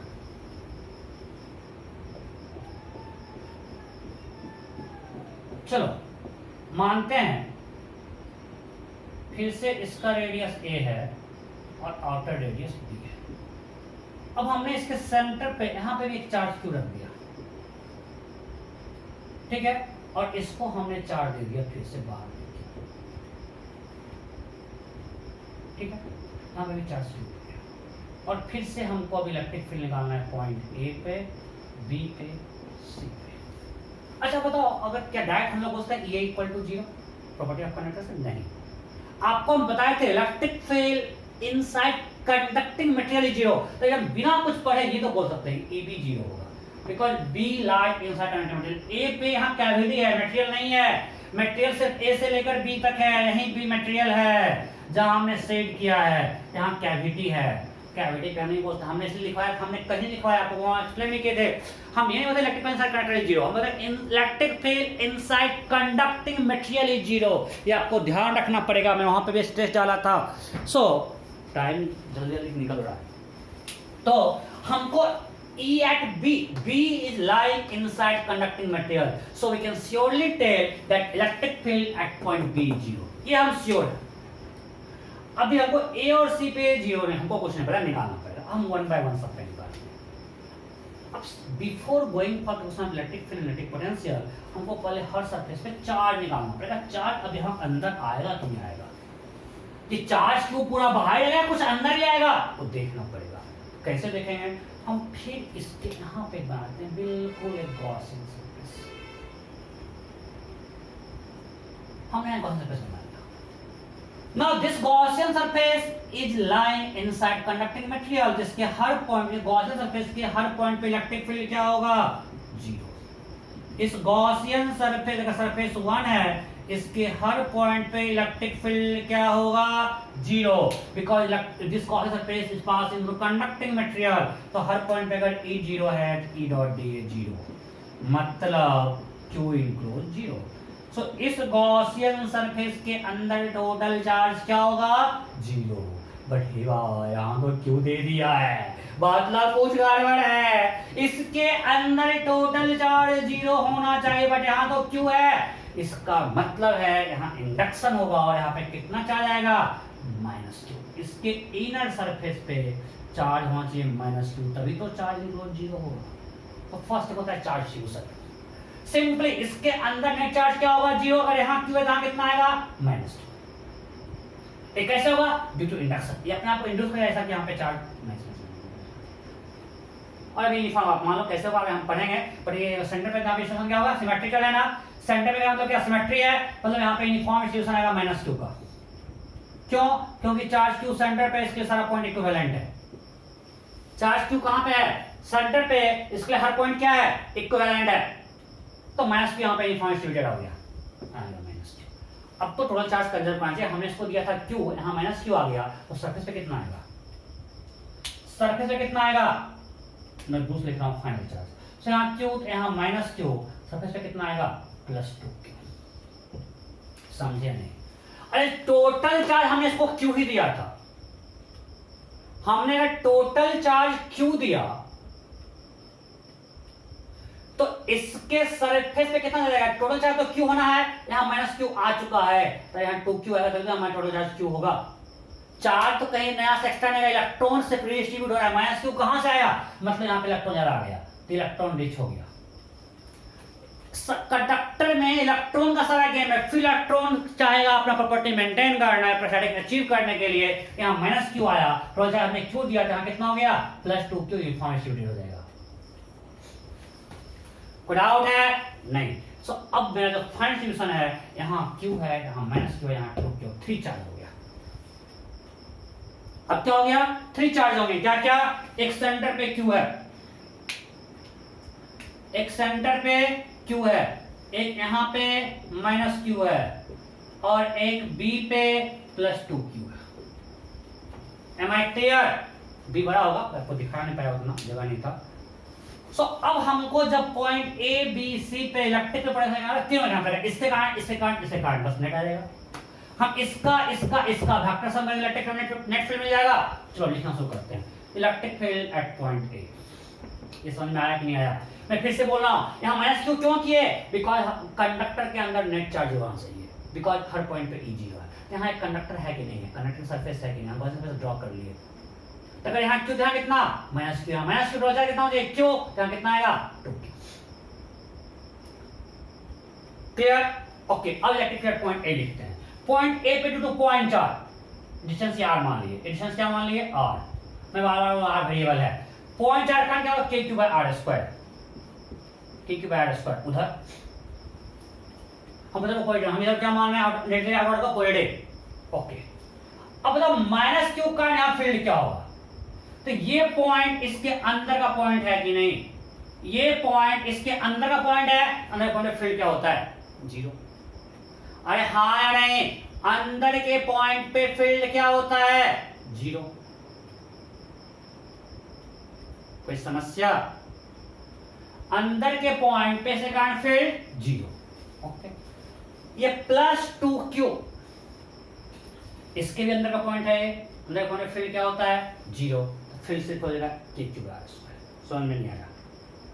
मैं फिर से बोल रहा हूं, पॉइंट ए पे हमको फील्ड निकालना है, यहाँ पे 3 चार्ज है, +q सेंटर पे रखा हुआ, -q रेडियस a के इनर सरफेस पे है, और 2q रेडियस b के आउटर सरफेस पे है। यहाँ +++++2q है, ++++++2q है।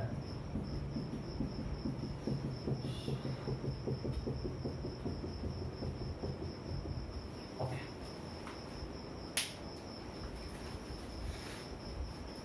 ठीक है, देखो अब हमको a पर फील्ड निकालना है, तो पॉइंट चार्ज के कारण क्या होगा kq/r², due to point charge electric field क्या होगा kq/r²। अब इसके कारण अंदर के पॉइंट पे फील्ड क्या होगा 0। अरे हाँ नहीं, बिकॉज ये है, इससे कारण अंदर पॉइंट फील्ड क्या होता है, अगर हम -q चार्ज दे दें इसके सरफेस पे, तो अंदर के पॉइंट पे फील्ड क्या होता है 0। हम लोग पढ़ चुके हैं, electric field inside a solid conductor या हॉलो कंडक्टर, ये हॉलो कंडक्टर एक है, उसके कारण अंदर पॉइंट फील्ड क्या होगा 0। ये भी हॉलो कंडक्टर है, इसके कारण अंदर पॉइंट फील्ड क्या होगा 0। ये हो गया kq/r² इन दिस डायरेक्शन। अब आते हैं EB पे। अब पॉइंट B पे फिर से हमारा डिस्टेंस आ रहा है, क्वेश्चन है, फिर से पॉइंट B का डिस्टेंस सेंटर से कितना है r, तो ड्यू टू पॉइंट चार्ज क्या होगा, K Q by R square, मतलब पॉइंट ए माने हुए हैं। अब पॉइंट बी इसके अंदर है या बाहर है भाई, इसके तो अंदर है। पॉइंट बी उसके अंदर या बाहर, बाहर है यार, ये ए वाले के बाहर है, मतलब for outside point this will behave like a point charge kept at its centre. Point B lies outside this sphere of radius A. Point B sphere के बाहर है, for outside point behave like a point charge kept at its centre, मतलब इसको मान समझ लो यहां minus Q रखा हुआ है और उससे इसका डिस्टेंस r है, तो field will be minus K Q by R square, right. अब इसके कारण इस बी के ये बड़ा वाला स्फीयर है, उसके पॉइंट बी अंदर या बाहर, अंदर, तो फील्ड जीरो, यहां ले जाते हैं 0 0 0 ताकि कंफ्यूजन नहीं होगा। ये जो पॉइंट बी है बड़े वाले स्फीयर के अंदर है, जब उसके अंदर है मतलब बड़े वाले स्फीयर का यहां पॉइंट बी पे फील्ड क्या होगा, 0। सो ये कट गया, देखो 0 आया ना, आना भी चाहिए था, because point B lies inside conducting material electric field, भी 0 0 आ रहा है, हमने जो किया वो सही किया है। पॉइंट बी कंडक्टिंग मटेरियल के अंदर है, हमको पता है फील्ड जो वहां चाहिए हो रहा है, हमने जो किया वो सही किया। अब आते हैं पॉइंट सी पे। अब क्या आता है पॉइंट सी पे, ओके ओके। अब बताओ पॉइंट सी,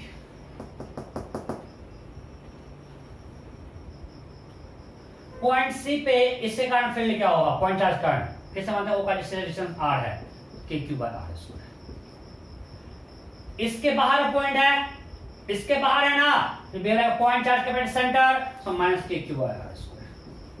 पॉइंट सी बड़े स्फीयर के बाहर है, तो point charge kept at its centre, so plus K Q by. क्या क्या कर रहे हैं सर, अरे भाई हम पॉइंट से पहले इस पॉइंट चार्ज का लिखे, इस पॉइंट चार्ज का, इसका डिस्टेंस r है, के क्यू बाय आर स्क्वायर। अब हम लिख रहे हैं इसके कारण, ये जो स्फीयर रेडियस a का और इसका चार्ज है माइनस q, और पॉइंट सी यहां है, तो पॉइंट सी स्फीयर के अंदर या बाहर है, बाहर है, और इसके सेंटर से इसका डिस्टेंस r है। So for outside point, this sphere acts like a point charge kept at its center, मतलब माइनस क्यू चार्ज हम मास सेंटर पे रखा हुआ है, इसके कारण फील्ड क्या होगा, minus K Q by R square. फिर हम लिख रहे हैं इस पॉइंट सी पे इलेक्ट्रिक फील्ड इस बड़े वाले स्फीयर का, तो बड़े वाले स्फीयर की हम बात करेंगे, तो हमारे पास ये बड़ा स्फीयर, इसका रेडियस b है, और इस पे चार्ज कितना है 2q, इस पे चार्ज कितना है 2q, राइट। और हमको यहाँ पे फील्ड निकालना है, तो अब इसके कारण हम यहाँ पे फील्ड लिखेंगे, ये इसके बाहर का पॉइंट है, for outside point is behave like point charge kept at centre, so यहाँ पे प्लस 2q रखा हुआ है और डिस्टेंस r है, तो फील्ड क्या हो जाएगा 2kq बाय आर स्क्वायर। ये कैंसिल हो जाएगा 2kq by R square. Am I clear, कोई डाउट, कोई डाउट है नहीं, ओके।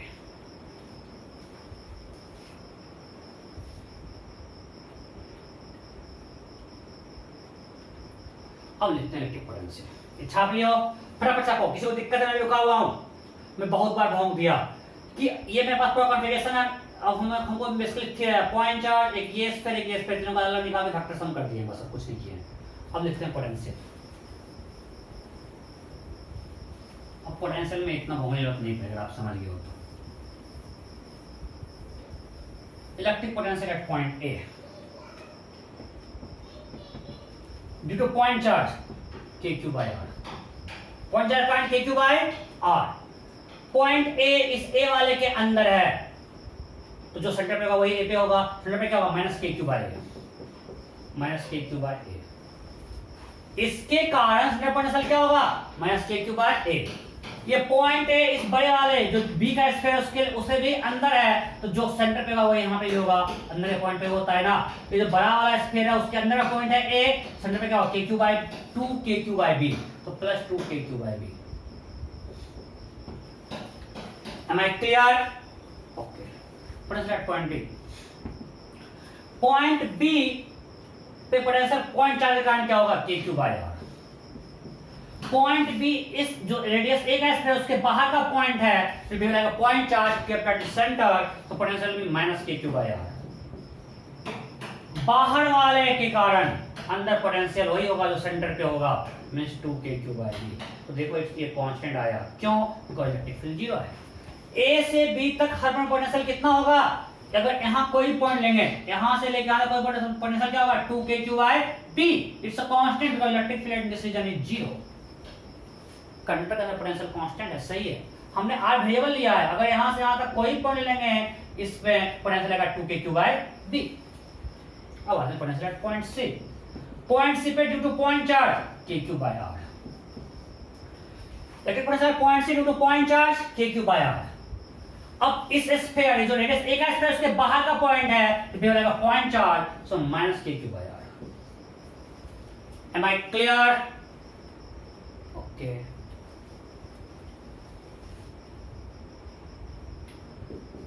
प्लस इसके बाहर का पॉइंट है 2k बाय आर,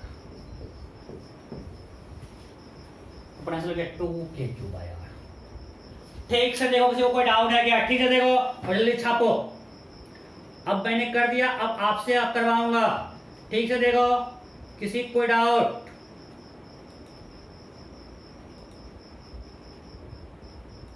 पक्का?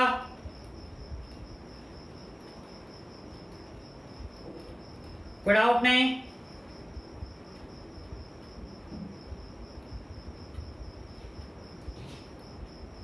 ओके। सो अगला अब आपको करना है, समझ गया हो, मैं रुक गया हूं, आप लोग कोई डाउट नहीं पूछ रहा ना, ठीक है। चलो अब हम लोग इलेक्ट्रिक इलेक्ट्रिक पोटेंशियल निकालेंगे। उसके पहले आपको हम पहले दिखाता हूँ क्वेश्चन, चार्ज डिस्ट्रीब्यूशन करवाना आपसे सिखा देता हूँ, मतलब उस पर क्वेश्चन आप पहले करते हैं, कैसे कहाँ किस सरफेस पे कितना चार्ज होगा। एक सिंपल लेते हैं,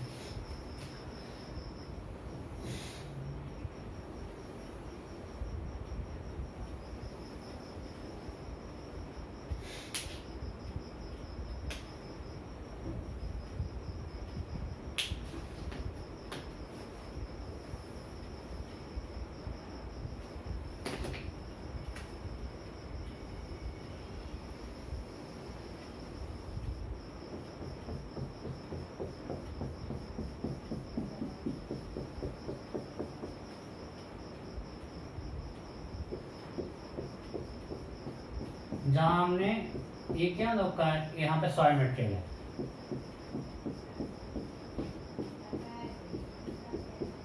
जो भी फील्ड पार्ट है वो क्या सॉइल मटेरियल है। ओके, बस रेडियस ए है, बी है, रेडियस सी है, रेडियस डी है। ठीक, अब हमने यहाँ पे चार्ज दे दिया -q सेंटर पे, इसको यहाँ पे चार्ज दिया 2q और इस पे चार्ज दिया कुछ मान लेते हैं। ठीक है, आपको सरफेस 1, सरफेस 2, सरफेस 3, सरफेस 4 पे पहले फाइनल चार्ज निकालना, पर इसको मिला लेते हैं, आपको यही गलत होगा तो आगे सब कुछ गलत जाएगा। You have to find charge at surface 1, centre पे हम सिमेट्रिक होगा, हर डिस्ट्रीब्यूशन यूनिफॉर्म होगा। You have to find charge at surface 1, surface 2, surface 3, surface 4। Final charge निकालो, फटाफट फटाफट फटाफट निकालो। Final charge surface 1, surface 2, surface 3, surface 4 जल्दी करो, ऑप्शन में बहुत टाइम लगेगा। हो गया? ओके, चलो मैं करता हूँ, मैं भूल सकता हूँ फाइनल चार्ज। यहाँ माइनस क्यू है, इसके अंदर चार्ज होना है तो यहाँ पे चार्ज कितना आएगा, +q। अगर इसके अंदर चार्ज 0 होना है, इस कंडक्टिंग सरफेस के अंदर यहाँ पे चार्ज क्या होगा, +q। पक्का ना? अरे यहाँ पे कोई पे ड्रॉप कर दो, इस पे चार्ज इंक्लूड क्या होगा, 0, मतलब यहाँ माइनस q कितना होगा, +q। अब 12 दिया था 2q, यहाँ आ गया q, यहाँ गया कितना बचा, q। कोई दिक्कत? इस पे 12 हमने 2q दिया, यहाँ पर कर लिया q और q, तो यहाँ पे पहले डिसाइड हुआ, यहाँ पर डिसाइड कर लिया q होगा, जो बचा हुआ यहाँ जाएगा, यहाँ कितना होगा, q। अब इसके अंदर भी नेट चार्ज होना चाहिए। अरे यहाँ हम पाई 0 कट कर, इसको सिर्फ बैलेंस कर देना, ध्यान रखो। इसके अंदर यहाँ पे कोई बाहर पे ड्रॉ करेंगे, इसके अंदर नेट चार्ज क्या होगा, 0। अब पूरा स्टार्टिंग 0 मत करो भाई, इसके पास हमने 0 करके आया हुआ यहाँ तक, एक्स्ट्रा तो यही आया, इसको जीरो कर दिया।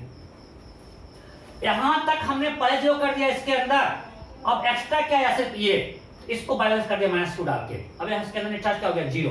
अब टोटल ये थे q, यहाँ आया -q, इस पे कितना आएगा 2q। टोटल हमने था इस कंडक्टर को q, यहाँ कितना आया -q, यहाँ कितना होगा 2q। Am I clear? कोई डाउट है क्या? हमने यहां दिया -q, इसका चार्ज होता है आया q। अब टोटल इस पे कितना था 2q, यहाँ q, यहाँ कितना बचेगा q। पक्का? अगर यहाँ पे q आया, इसके अंदर नेट चार्ज जीरो, यहाँ कितना होगा -q। क्यों? क्योंकि ऑलरेडी यहाँ पे जीरो कर चुके हैं भाई, -q + q जो हो चुका है, हमको सिर्फ इसको बैलेंस करना है। -q यहाँ कितना हो जाएगा 2q। कोई दिक्कत? देखना कुछ गलती नहीं कर रहे हैं ना? नहीं कर रहे हैं, ओके। q आ रहा है 2q आ रहा है, सही है। तो हमने चार्ज तो निकाल लिया। चलो अब मस्ती करते हैं, हम मानते हैं, मजा आएगा, सब कुछ सीख जाओगे। 1 by 1 ये point A B C D E, हमने सारा पॉइंट ले लिया A B C D E, इसके अंदर भी यहाँ से D E, हर पॉइंट पे फील्ड पोटेंशियल लिखना है। 1 by 1 फटाफट लिखो। पहले वो इलेक्ट्रिक फील्ड पॉइंट है, इलेक्ट्रिक फील्ड पॉइंट है, देखेंगे ड्यू टू पॉइंट चार्ज क्या होगा, वेरिएबल होगा डिस्टेंस r में variable -kq/r²। Electric field point A लिख रहे हैं, तो ड्यू टू पॉइंट चार्ज क्या होगा -kq/r²। बॉडी छोटा पड़ जाएगा, कोई दिक्कत नहीं। इससे कारण अंदर का पॉइंट है जीरो, तो फटाफट अब करेंगे, उतना टाइम नहीं देंगे। आपको लग रहा है बराबर है, कुछ भी नहीं। इसके अंदर का पॉइंट है, फिर क्या होगा जीरो। पॉइंट ए इसके अंदर का पॉइंट है, फिर क्या होगा जीरो। पॉइंट ए इसके अंदर का पॉइंट है, फिर क्या होगा जीरो। पॉइंट ए इसके अंदर का पॉइंट है, फिर क्या होगा जीरो। आपको हम समझा चुके हैं, ये एक पॉइंट चार्ज है, फिर ये लेयर, एक ये लेयर, फिर ये लेयर, ये लेयर। हमारे पास पॉइंट चार्ज 1, ये लेयर 2, ये लेयर 3, ये 4, ये 5, दैट 5 डिफरेंट चार्ज डिस्ट्रीब्यूशंस। एक पॉइंट चार्ज और 4 spherical surface. We have 1 point charge and 4 spherical surface, सबका अलग निकाल के वेक्टर सम करना है। तो पॉइंट ए पे पॉइंट चार्ज का नाम है -kq/r², और पॉइंट ए 4 स्फेरिकल सरफेस के अंदर का पॉइंट है, and we know electric field inside point due to conducting hollow sphere is zero, सबका चार्ज जीरो लगा दिए, आ गया -kq/r², सिंपल। और जो लोग थोड़ा स्मार्ट होंगे, एक बार हम पढ़ाएंगे इलेक्ट्रिसिटी स्टूडेंट डायरेक्ट आंसर लिखेंगे। तो क्या बार क्लासेस सिल्डिंग बोलते हो भाई, सिल्डिंग का फील्ड है जब कोई सब कुछ पता होगा, वहां तक कौन फील्ड दिलाता है, इसलिए मैं सब कुछ करवा रहा हूँ। क्योंकि वहां पे लोग बहुत कंफ्यूज होते हैं, लेकिन ऐसा पता होगा तो आपको फील्ड लगे, यहाँ देखो ऐसा होता था, इसलिए हम जो बोल रहे हैं सही बोल रहे हैं। इलेक्ट्रिक पॉइंट ए आ गया। अब आते हैं बी पे, electric field point B, electric field point B, हम उधर पॉइंट ही मानेंगे बाहर वाले को। पॉइंट बी पे due to point charge -kq/r², due to point charge -kq/r²। अरे हाँ नहीं, due to point charge -kq/r²। अब ये सरफेस, ये जो है ये वाला surface, first spherical surface, point भी उसके बाहर है, तो बी वाला point charge kept at the centre, तो +kq/r²। will be सारा concentric spheres है, सारा concentric spherical surface है। So electric field point B due to point charge -kq/r², due to this surface, surface 1 मान लेते हैं, ये मान लेते हैं surface 2, तो लिखा हुआ है surface 1, due to surface 1, electric field point A to surface 1, so electric field point B to surface 1, तो surface 1 के ये point बाहर है, तो point charge kept at center, charge कितना है Q, kq/r²। अब surface 2 का electric field at point B 0, because point B lies inside surface 2. Electric field point B to surface 3 0, because point B lies inside surface 3. Electric field at point B to surface 4 0, because point B lies inside the surface 4. So ये क्या हो गया, this का answer 0 होना चाहिए ना, बिना कुछ देखे बोलते 0, क्यों? Because point B lies inside conducting, मतलब ये हम बोलते हैं B और D पे 0 आएगा, बिकॉज बी और डी दोनों कंडक्टिंग मटेरियल के अंदर लाया करता है। तो हमको और कितना पता है, कंफर्म है कि electric field at point B and D will be 0.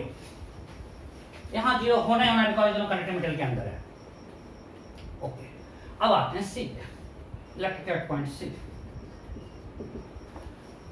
Due to point charge minus k cube r square minus k cube r square.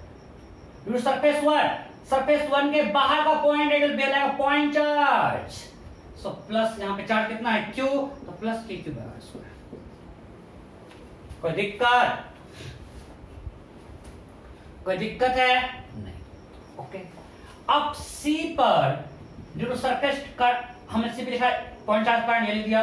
Due to surface 1 है, अब इसे ड्यू टू सरफेस 2 के बाहर का पॉइंट है, point charge kept at the centre. कितना charge है यहाँ पे Q. इसको कंफ्यूज मत करना, ब्लू वाला कराने फाइनल सॉल्यूशन ये है. सो plus k cube r square plus k cube r square blue वाला फाइनल चार्ज है. सरफेस 3 के अंदर का पॉइंट है तो फील्ड 0. सरफेस 4 के अंदर का पॉइंट है C, फील्ड 0. सो आ गया k क्यूब r स्क्वायर. क्या है k cube r square. Now electric field at point D. Point D पे को पता है ऐसा जीवन है, देखते हैं आता है कि नहीं. Due to point charge minus k cube r square. Distance point D का सेंटर से r मान लिया है. ड्यू टू सरफेस 1 बाहर का पॉइंट है, it will be like a point charge kept at the center. Charge कितना है ब्लू वाला k cube r square. Due to surface 2 के बाहर का पॉइंट मान सकते हैं ना, बिल्कुल मान सकते हैं. तो सरफेस 2 के ये बाहर का पॉइंट है, पॉइंट चार्ज q मतलब कि भी है point charge kept at the centre, तो plus k cube r square. सही है. ओके, ड्यू टू सरफेस 3 के भी पॉइंट D बाहर है. सरफेस 3 ये है, पॉइंट D उसके बाहर है. सो अगेन दिस सरफेस पे जो चार्ज माइनस q है तो B like point charge kept at its centre इसका भी यही है. तो इससे कितना डिस्टेंस है इसका r. So minus k cube r square. Due to surface 4 उसके अंदर का पॉइंट है पॉइंट D, फील्ड 0.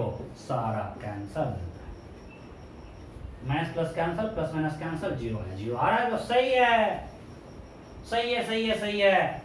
अब आते हैं इलेक्ट्रिक फील्ड पॉइंट E. इसके बाद पॉइंट चार्ज का minus k cube r square. इसके बाहर है, सरफेस 1 के बाहर means plus k cube r square. Surface 2 के बाहर so plus k cube r square. Surface 3 के बाहर so minus k cube r square. Surface 4 के बाहर point charge plus 2k cube r square. कट्टा क्या बच गया 2k cube r square. Am I clear? समझ में आ गया? पोटेंशियल लिख देंगे. चलो पोटेंशियल लिखो. पोटेंशियल मिटाएं.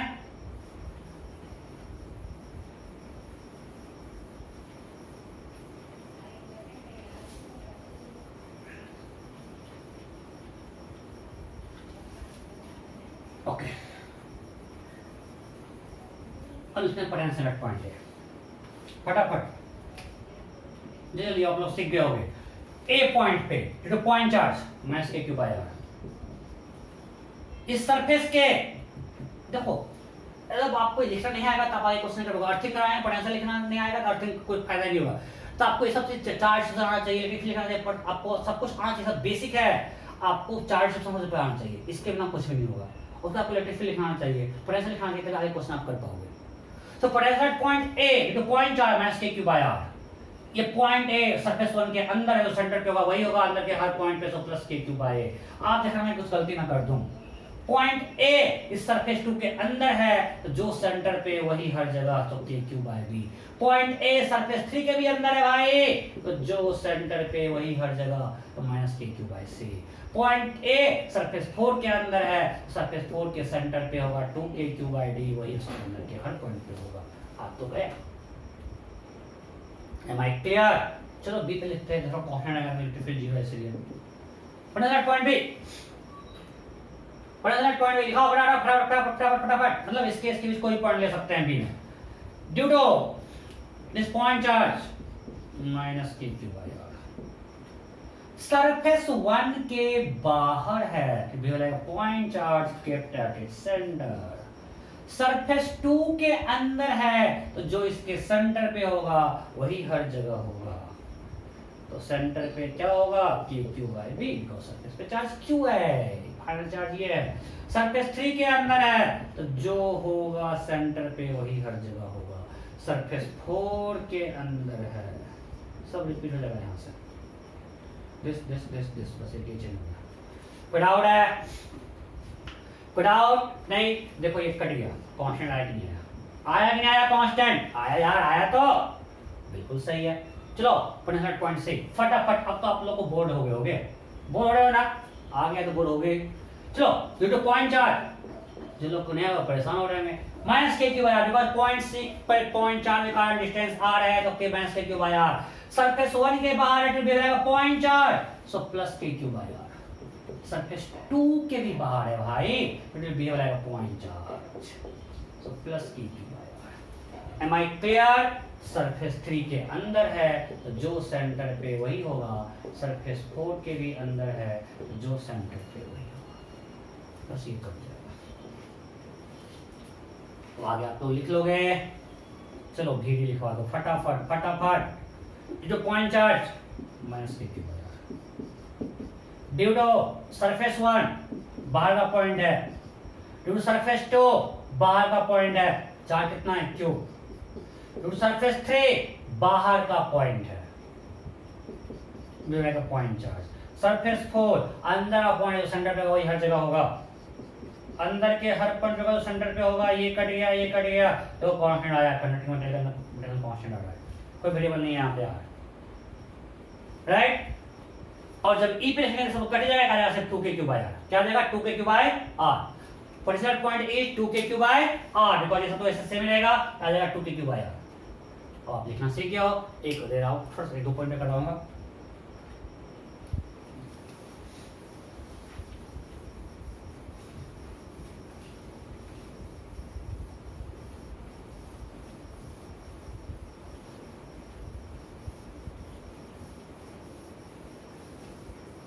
फटाफट फटाफट।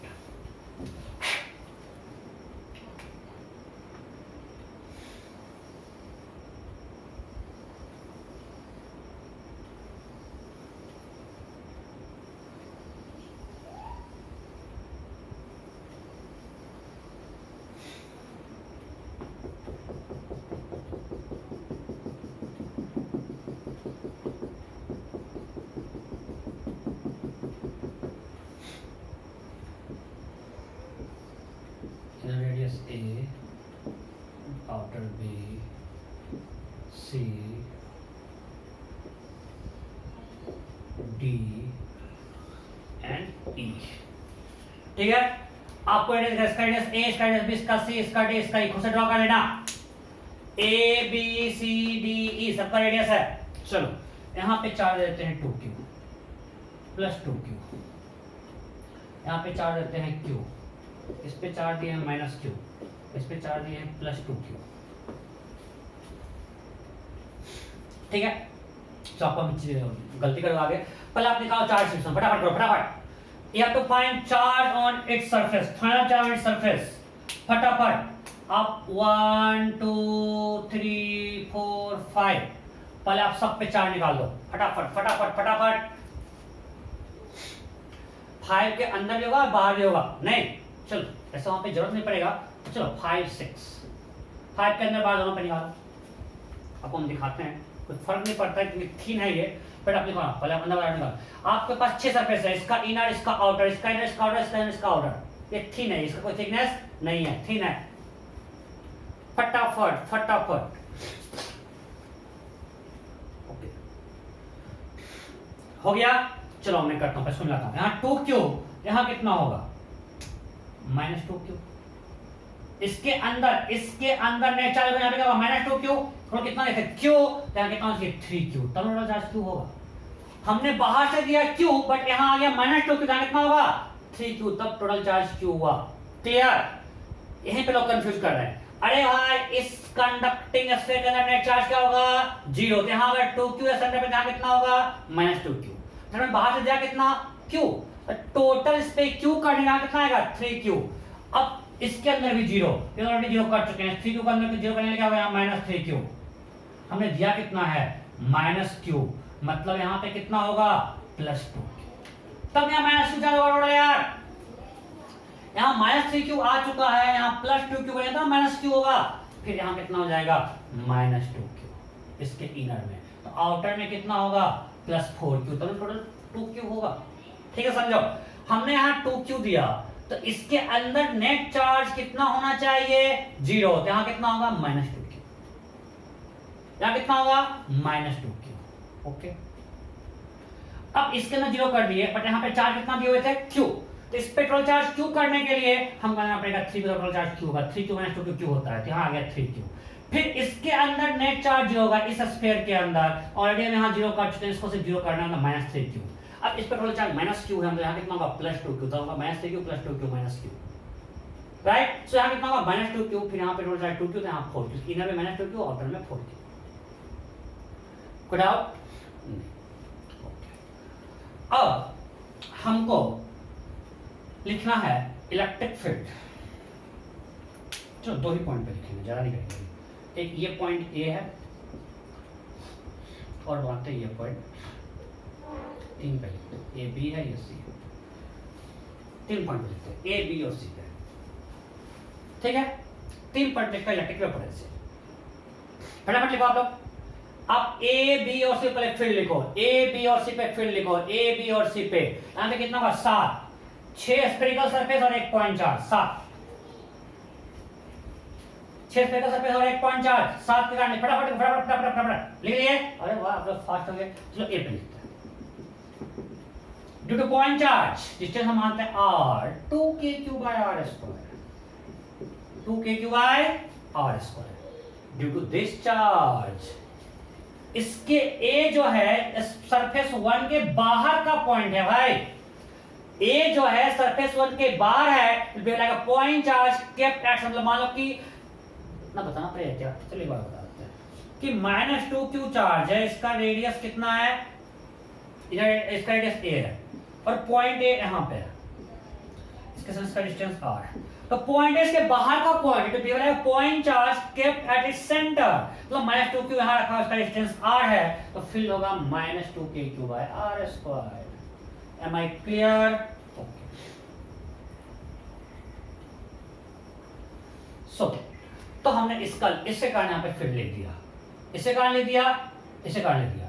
अब पॉइंट 2 के बाहर का पॉइंट है, पॉइंट 2 के बाहर का पॉइंट है, point charge kept at centre, charge कितना है 3q, फाइनल चार्ज लेना है plus 3kq by r square. और point A surface 3, surface 4, surface 5, surface 6 सबका अंदर पॉइंट है, सबका 0 0, सरफेस 3, सरफेस 4, सरफेस 5, सरफेस 6, तो नेट फील्ड हो गया 3kq by r square. Am I clear?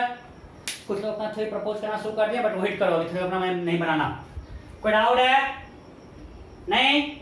अरे यार पॉइंट एक पॉइंट चार का 2 के बाय स्क्वायर, पॉइंट सरफेस 1 के बाहर का पॉइंट है जो मिलेगा पॉइंट चार माइनस 2 के बाय स्क्वायर, सरफेस 2 के बाहर का पॉइंट है जो मिलेगा पॉइंट चार 3 के बाय स्क्वायर, सरफेस 3 4 5 6 सब के अंदर का पॉइंट है, फिर 0 होगा, ये निकल गया। चलो बी पे निकालो फटाफट, बी पे बी पे बी पे point B due to point charge 2kq by r square, due to point charge 2kq by r square, आप देखिए बोलते हैं 2kq by r square answer आएगा, देखना। due to point charge 2kq by r square, due to surface 1 बाहर का point है, due to surface 1 बाहर का पॉइंट है, due to surface 2 बाहर का पॉइंट है, ड्यू टू सरफेस 3 बाहर का पॉइंट है। अरे हाँ नहीं, सरफेस 3 के बाहर का पॉइंट है पॉइंट बी, राइट। सरफेस 4 बाहर का पॉइंट है। Am I clear? बाहर का पॉइंट है सरफेस 5, अंदर का पॉइंट है 6 के अंदर का पॉइंट है 0 0। देखो ये कट गया कट गया कट गया, क्या है 2k cube R square, 2k cube by R square. कोई दिक्कत नहीं ना? सब कुछ अगर आपने डिस्ट्रीब्यूशन सही कर लिया तो आगे सब कुछ सही होगा। बस हम इसमें कोई गलती नहीं की, हमको हमेशा डर लगा रहता है तब इसमें कोई गलती ना कर जाए। लग तो नहीं रहा, मैं बार बार चेक कर रहा हूँ। कोई डाउट है? नहीं? सो आगे 2k cube by R square. अब निकालते हैं सी पे। Let it at point C. As per me answer should be 2k cube by R square. देखते हैं कहाँ के 2k cube by R square देखते हैं। नहीं सॉरी 4k क्यूब स्क्वायर क्या होगा? 4k cube square, 4k cube R square होना चाहिए। देखता हूँ due to point charge 2k cube R square, due to point charge 2k cube R square, due to surface 1 minus 2k cube R square, due to surface 2 बाहर का point है plus 3k cube R square, due to surface 3 बाहर का point है minus 3k cube R square, due to surface 4 बाहर का point है, due to surface 5 बाहर का पॉइंट है, ड्यू टू सरफेस 6 बाहर का पॉइंट है, सबके बाहर है, सब कट जाएगा, बचेगा 4k क्यूब आर स्क्वायर। ये तो बाद में बताएंगे इलेक्ट्रोस्टैटिक शील्डिंग होता है, अंदर के सारे पॉइंट के कारण बाहर फील्ड जीरो होता है, अंदर के सारे चार्ज के कारण बाहर फील्ड जीरो, सिर्फ जो बाहर का चार्ज है वही फील्ड देगा 4k। कोई दिक्कत नहीं? अच्छा अब ये बताओ अगर हम डिस्ट्रीब्यूशन नहीं भी करते तो डायरेक्ट हम लोग यहाँ पे क्या लिखते? चलो कंफ्यूज नहीं करना चाहता, यहाँ तक कोई दिक्कत नहीं। अब पोटेंशियल लिखते हैं, पोटेंशियल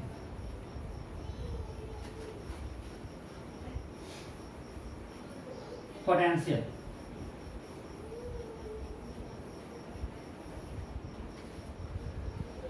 सिर्फ पोटेंशियल लिखो। चलो सी पे, सी पे लिखो, सी पे बस बहुत कर लिए। पोटेंशियल पॉइंट सी फटाफट।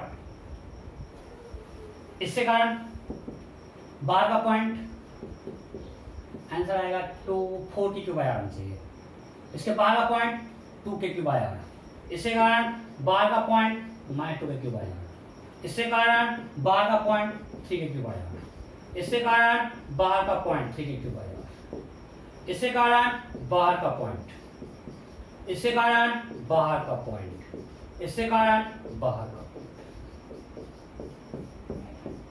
क्या है 4k क्यूब आया। Am I clear? चलो पोटेंशियल पॉइंट बी लिखो, पोटेंशियल पॉइंट बी। तो पोटेंशियल पॉइंट बी में बताओ इसके ये इसमें कोई चेंज होगा क्या? पॉइंट बी कौन सा करने होगा? 1 2 3 4 सबका बाहर है, 1 2 3 4 सबका बाहर है, सिर्फ 5 और 6 का अंदर का पॉइंट है, 5 और 6 के अंदर का पॉइंट है। तो 5 के कारण जो सेंटर पे होगा मतलब क्या होगा? Minus 2k cube by plus 4k cube by. अब मेरा पॉइंट दोनों में ई आया ना। सो जब अगर ये वाला पार्ट हो ना थिन, अगर सिर्फ थिन दिया रहता ना हम टोटल एक साथ लेके भी कर सकते हैं 2k क्यूब। तो इसे 4k क्यूब आई माइनस 2k क्यूब आई, 2k क्यूब आई। अच्छा आगे जरा समझ आएगा। अभी आप ये कर लियो ना कि पॉइंट बी इसके minus 2 point 4 2k cube I R, 1 के बाहर minus 2k cube I R, 2 के बाहर plus 3k cube I R, 3 के बाहर minus 3k cube I R, 4 के बाहर तो plus 2k cube I R, 5 के अंदर और रेडियस ई है जो सेंटर पे होगा वही होगा, और 6 के भी अंदर। आंसर आ गया 2k cube by E. This is potential at point B. VB equal to क्या आ गया? 2k cube by E. So hopefully अब इससे बराबर मैं क्या करवाऊं, मैंने काफी करवा दिया। आप हर पॉइंट पे इस तरह से पोटेंशियल और फील्ड लिख सकते हो, राइट? ओके अब एक और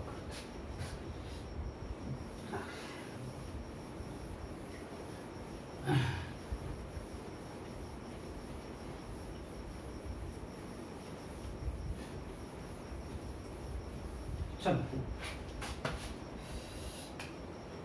सब थीन दिया हुआ है, थीन कंडक्टिंग सेल सब थीन है, इनर आउटर एरिया दोनों सेम। बीच में कैविटी है, यहाँ हर जगह कैविटी है, बस ये थिन सेल है, ये ठीक है। यहाँ सेंटर पे प्लस क्यू दिया, यहाँ भी क्यू चार्ज दिया, यहाँ मान लीजिए 2 क्यू चार्ज दे दिया, यहाँ पे माइनस क्यू चार्ज दे दिया। चलो first find charge it's on its surface. Find charge its surface, surface 1 2 3 4 5 6। There are 6 surfaces. You have to find charge on its surface. सबसे इंपॉर्टेंट है ये, गलत सब गलत। You have to find charge on its surface. Surface 1, surface 2, surface 3, surface 4, surface 5, surface 6. Her surface पे charge निकालो, final charge हो गया। इसके अंदर चार्ज है। अच्छा क्या बोले सर, यहाँ कंडक्टिंग क्या? अरे भाई अगर थीन भी इसको मैग्नीफाई करते हैं, अगर इसको मैग्नीफाई किए मोटा सा, यहाँ भी तो एक कंडक्टर है, मैग्नीफाई कर दिए, कुछ तो थिकनेस है, इसके अंदर हमने एक बाहर सरफेस ले लिया, इससे चार्ज इंक्लोज क्या होगा? 0। Am I clear? अगर इसको हमने मैग्नीफाई कर दिया, ये मोटा हुआ, इसके अंदर भी एक कंडक्टिंग मटेरियल है, यहाँ पे बाहर सरफेस हमने, इसके अंदर चार्ज इंक्लोज क्या होगा? 0। सो हमें चार्ज को 0 करना है बिकॉज यहाँ भी एक कंडक्टिंग मटेरियल है, पतला लेने पर कंडक्टिंग मटेरियल तो है, अगर उस पे ड्रॉ करेंगे तो हर पॉइंट पे E क्या है? 0। तो for this Gaussian surface E dot dA is 0, so Q enclose will be 0। सो हमने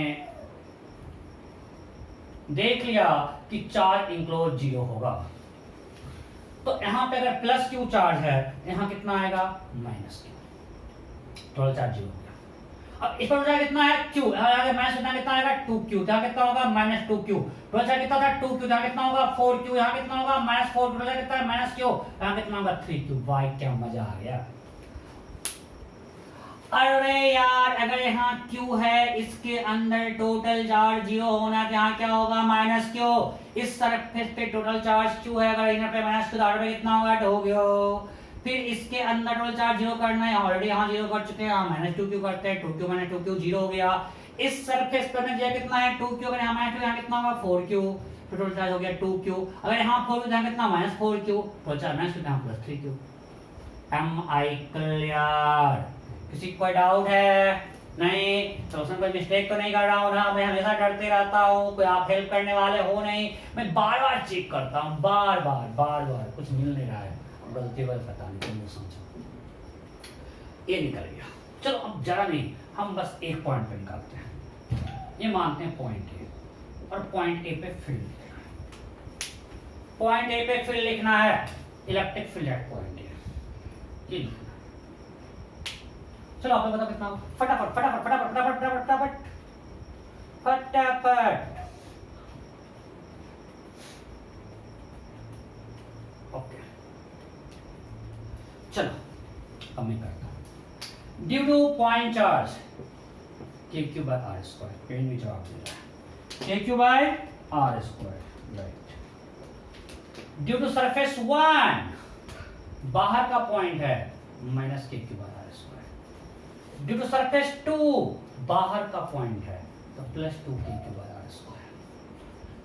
ड्यू टू सरफेस 3, बाहर का पॉइंट है, तो minus 2KQ by R square। Surface 4, बाहर का पॉइंट है, plus 4KQ by R square। Surface 5, अंदर का पॉइंट है, तो 0। सरफेस 6, अंदर का पॉइंट है, तो 0। Cancel 4KQ by R square। Am I clear? कोई डाउट है? अच्छा यहाँ पर डिस्ट्रीब्यूशन किया, अगर हम नहीं किए होते तब निकालते हैं। देखो यहाँ पे जरूरत नहीं होता है, क्यों? क्योंकि यहाँ पे कोई थिकनेस है नहीं, तो जो डिस्टेंस इस लेयर से और डिस्टेंस इस लेयर से भी है, दोनों के लिए डिस्टेंस तो सेम ही है। जब कोई थिकनेस नहीं है तो जो डिस्टेंस यहाँ से डिस्टेंस यहाँ से भी डायरेक्ट कर सकते हैं। कैसे? चलो हम पहले नहीं डिस्ट्रीब्यूशन नहीं किए होते, डिस्ट्रीब्यूशन किए हुए नहीं होते, तब निकालते हैं। तब क्या होता है? ये फिर पोटेंशियल बहुत आसान होगा, क्योंकि बार बार हम लिख रहे हैं। चलो लिखते हैं ए पे, अगर फील्ड लिखते हैं बिना डिस्ट्रीब्यूशन किए हुए, due to point charge KQ by R square। Due to this surface, इस सरफेस मानते हैं, अब हम क्या मान रहे हैं? ये मेरा सरफेस 1 है, सरफेस 2 है, सरफेस 3 है। हम इनर ऑर्डर नहीं माना है। ये कब कर सकते हैं, जब थिन होगा, बिकॉज थिन में इनर ऑर्डर में कोई डिफरेंस है नहीं, इसका थिकनेस नेग्लिजिबल है। रियल में डिस्ट्रीब्यूशन नहीं होगा, रियल में चार्ज ऐसे डिस्ट्रीब्यूट होगा, बट टोटल चार्ज तो इसमें कितना है 2q पे माइनस q इस पे q। हम टोटल लेके कर रहे हैं क्योंकि ये दोनों के लिए ये कोई थिकनेस नेग्लिजिबल है, तो डिस्टेंस सेम होगा किसी पॉइंट का। तो ये क्या होगा kq/r² due to point charge due to surface 1, इसके बाहर का पॉइंट है plus kq/r² plus kq/r² due to surface 2। अब हम इसको सरफेस 1 2 3 मानने ऑर्डर नहीं मानना है, ड्यू सरफेस 2 इसके बाहर का पॉइंट है और चार्ज कितना है इस पर टोटल 2kq, तो plus 2kq/r²। Due to surface 3 point है इसके अंदर है तो 0, देखो फिर से कितना आ गया 4kq²। तो नेट सेम ही आया। तो जब भी अगर सिर्फ सारा थिन हो तब डिस्टेंस जरूरत नहीं है, अगर थिक होगा डिस्टेंस के बिना नहीं होगा, बिकॉज वहां पे डिस्टेंस अलग अलग हो जाता है रेडियस, स्पेशली पोटेंशियल में।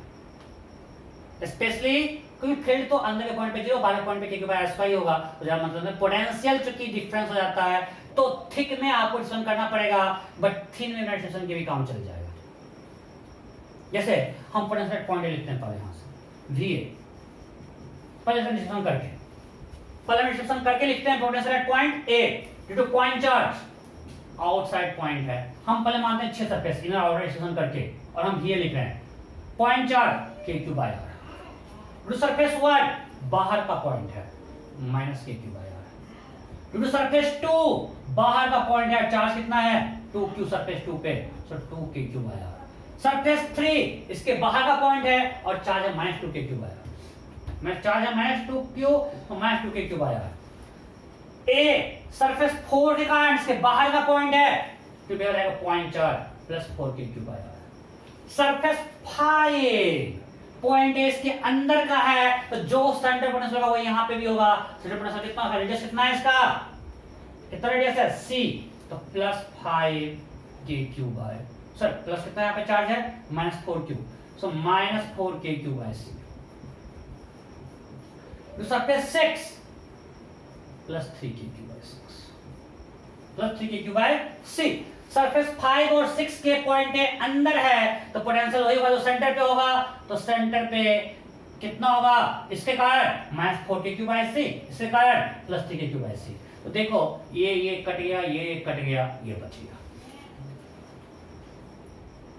तो मेरा ये आया डिस्कशन करने के बाद। तो यहाँ पे देखो दोनों में CC आया ना, अगर एक थिक होता एक C एक D हो जाता तो हमको डिस्ट्रीब्यूशन करना पड़ता, और यहाँ पे डायरेक्ट देखो ऐड कर सकते हैं, दिस प्लस क्या हो गया माइनस kq/c।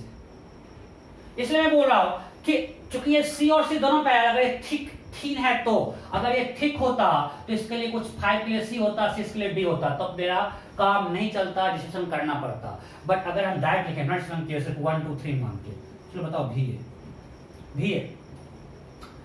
क्या होगा टू पॉइंट चार्ज kq/r। इस सरफेस 2 इस सरफेस 1 इसके बाहर का पॉइंट है, सबट्रेक्ट कितना है इस पे ब्लैक लिखा हुआ है kq/r बाहर का पॉइंट। a जो है सरफेस 2, अब हम क्या दिखा रहे हैं कि 1 2 3 बस 3 सरफेस माने डिस्ट्रीब्यूशन किए हुए, इन ऑर्डर को हम इक्विवेलेंट मान रहे हैं। यहां पे हमने इन ऑर्डर अलग अलग चार्ज लेके दिखाया, ब्लू वाला लिखा वो चार्ज लिया था। अब हम बिना डिस्ट्रीब्यूशन का देख रहे हैं A पे, तो kq/r to point charge to this kq/r, because surface 1 के बाहर का पॉइंट है, सरफेस 2 इसके बाहर का पॉइंट है, और चार्ज कितना है ब्लैक में है देखो, टोटल चार्ज 2kq तो plus 2kq/r। Am I clear? Okay. अब ड्यू सरफेस 3 इसके अंदर का पॉइंट है और इसका रेडियस कितना है c, तो चार्ज कितना है माइनस q, तो माइनस kq/c, तो कितना आया 4kq/r माइनस kq/c। यहां भी तो यही है 4kq/r माइनस kq/c, ये क्या है माइनस kq/c, दोनों सेम आ गया 4kq/r माइनस kq/c। सो थोड़ा टाइम बचेगा। अब आपको जो कंफर्टेबल लगेगा, आपको यह आदत है डिस्कशन करने का तो आप कर सकते हो, बट हम बोलेंगे अर्थमेटिक में आसान पड़ेगा। जब भी थीन सरफेस है, ये थीन है, आप बिना चार्ज किए हुए जो आपको टोटल चार्ज दिया उसको डायरेक्ट यूज कर सकते हो। बट अगर थिक कंडक्टिंग सरफेस होगा तो आपको हर सरफेस पे निकालना होगा, सबका रेडियस अलग अलग है। थीन में इसका 5 और 6 का रेडियस, 3 और 4 का रेडियस, 2 और 1 का रेडियस, 1 2 3 4 5 इसका रेडियस सेम है, इसका रेडियस सेम, इसका रेडियस सेम है, तो डिस्कशन करने की जरूरत नहीं है। आप डायरेक्ट न्यूट्रल चार्ज दिया हुआ था Q2Q-Q यूज कर सकते हो, जो मैंने यहाँ पे किया है। Am I clear? किसी को डाउट है क्या? नहीं? पक्का? एनीवे अगर कोई डाउट होगा तो हम देखते हैं, डाउट पास लेके फिर नेक्स्ट क्लास प्रोसीड करेंगे। बिकॉज अगर आपको समझ में नहीं आएगा अगर तुमको समझ में नहीं आएगा तो पहले ये समझना जरूरी है। कोई डाउट? नहीं? ओके, सो ये हो गया, ये वाला पार्ट है कंप्लीट। तो अगले क्लास में हम पढ़ेंगे अर्थिंग और कनेक्शन ऑफ टू कंडक्टर्स। बस वो करेंगे, एनर्जी करेंगे, खत्म हो जाएगा। होपफुली क्लास में खत्म हो जाएगा, तो हमें थोड़ा सा और एक्स्ट्रा क्लास करेंगे लेके, या वीडियो देख खत्म कर लेंगे। इस मंथ में कंप्लीट करना है, ठीक है? Okay, bye bye.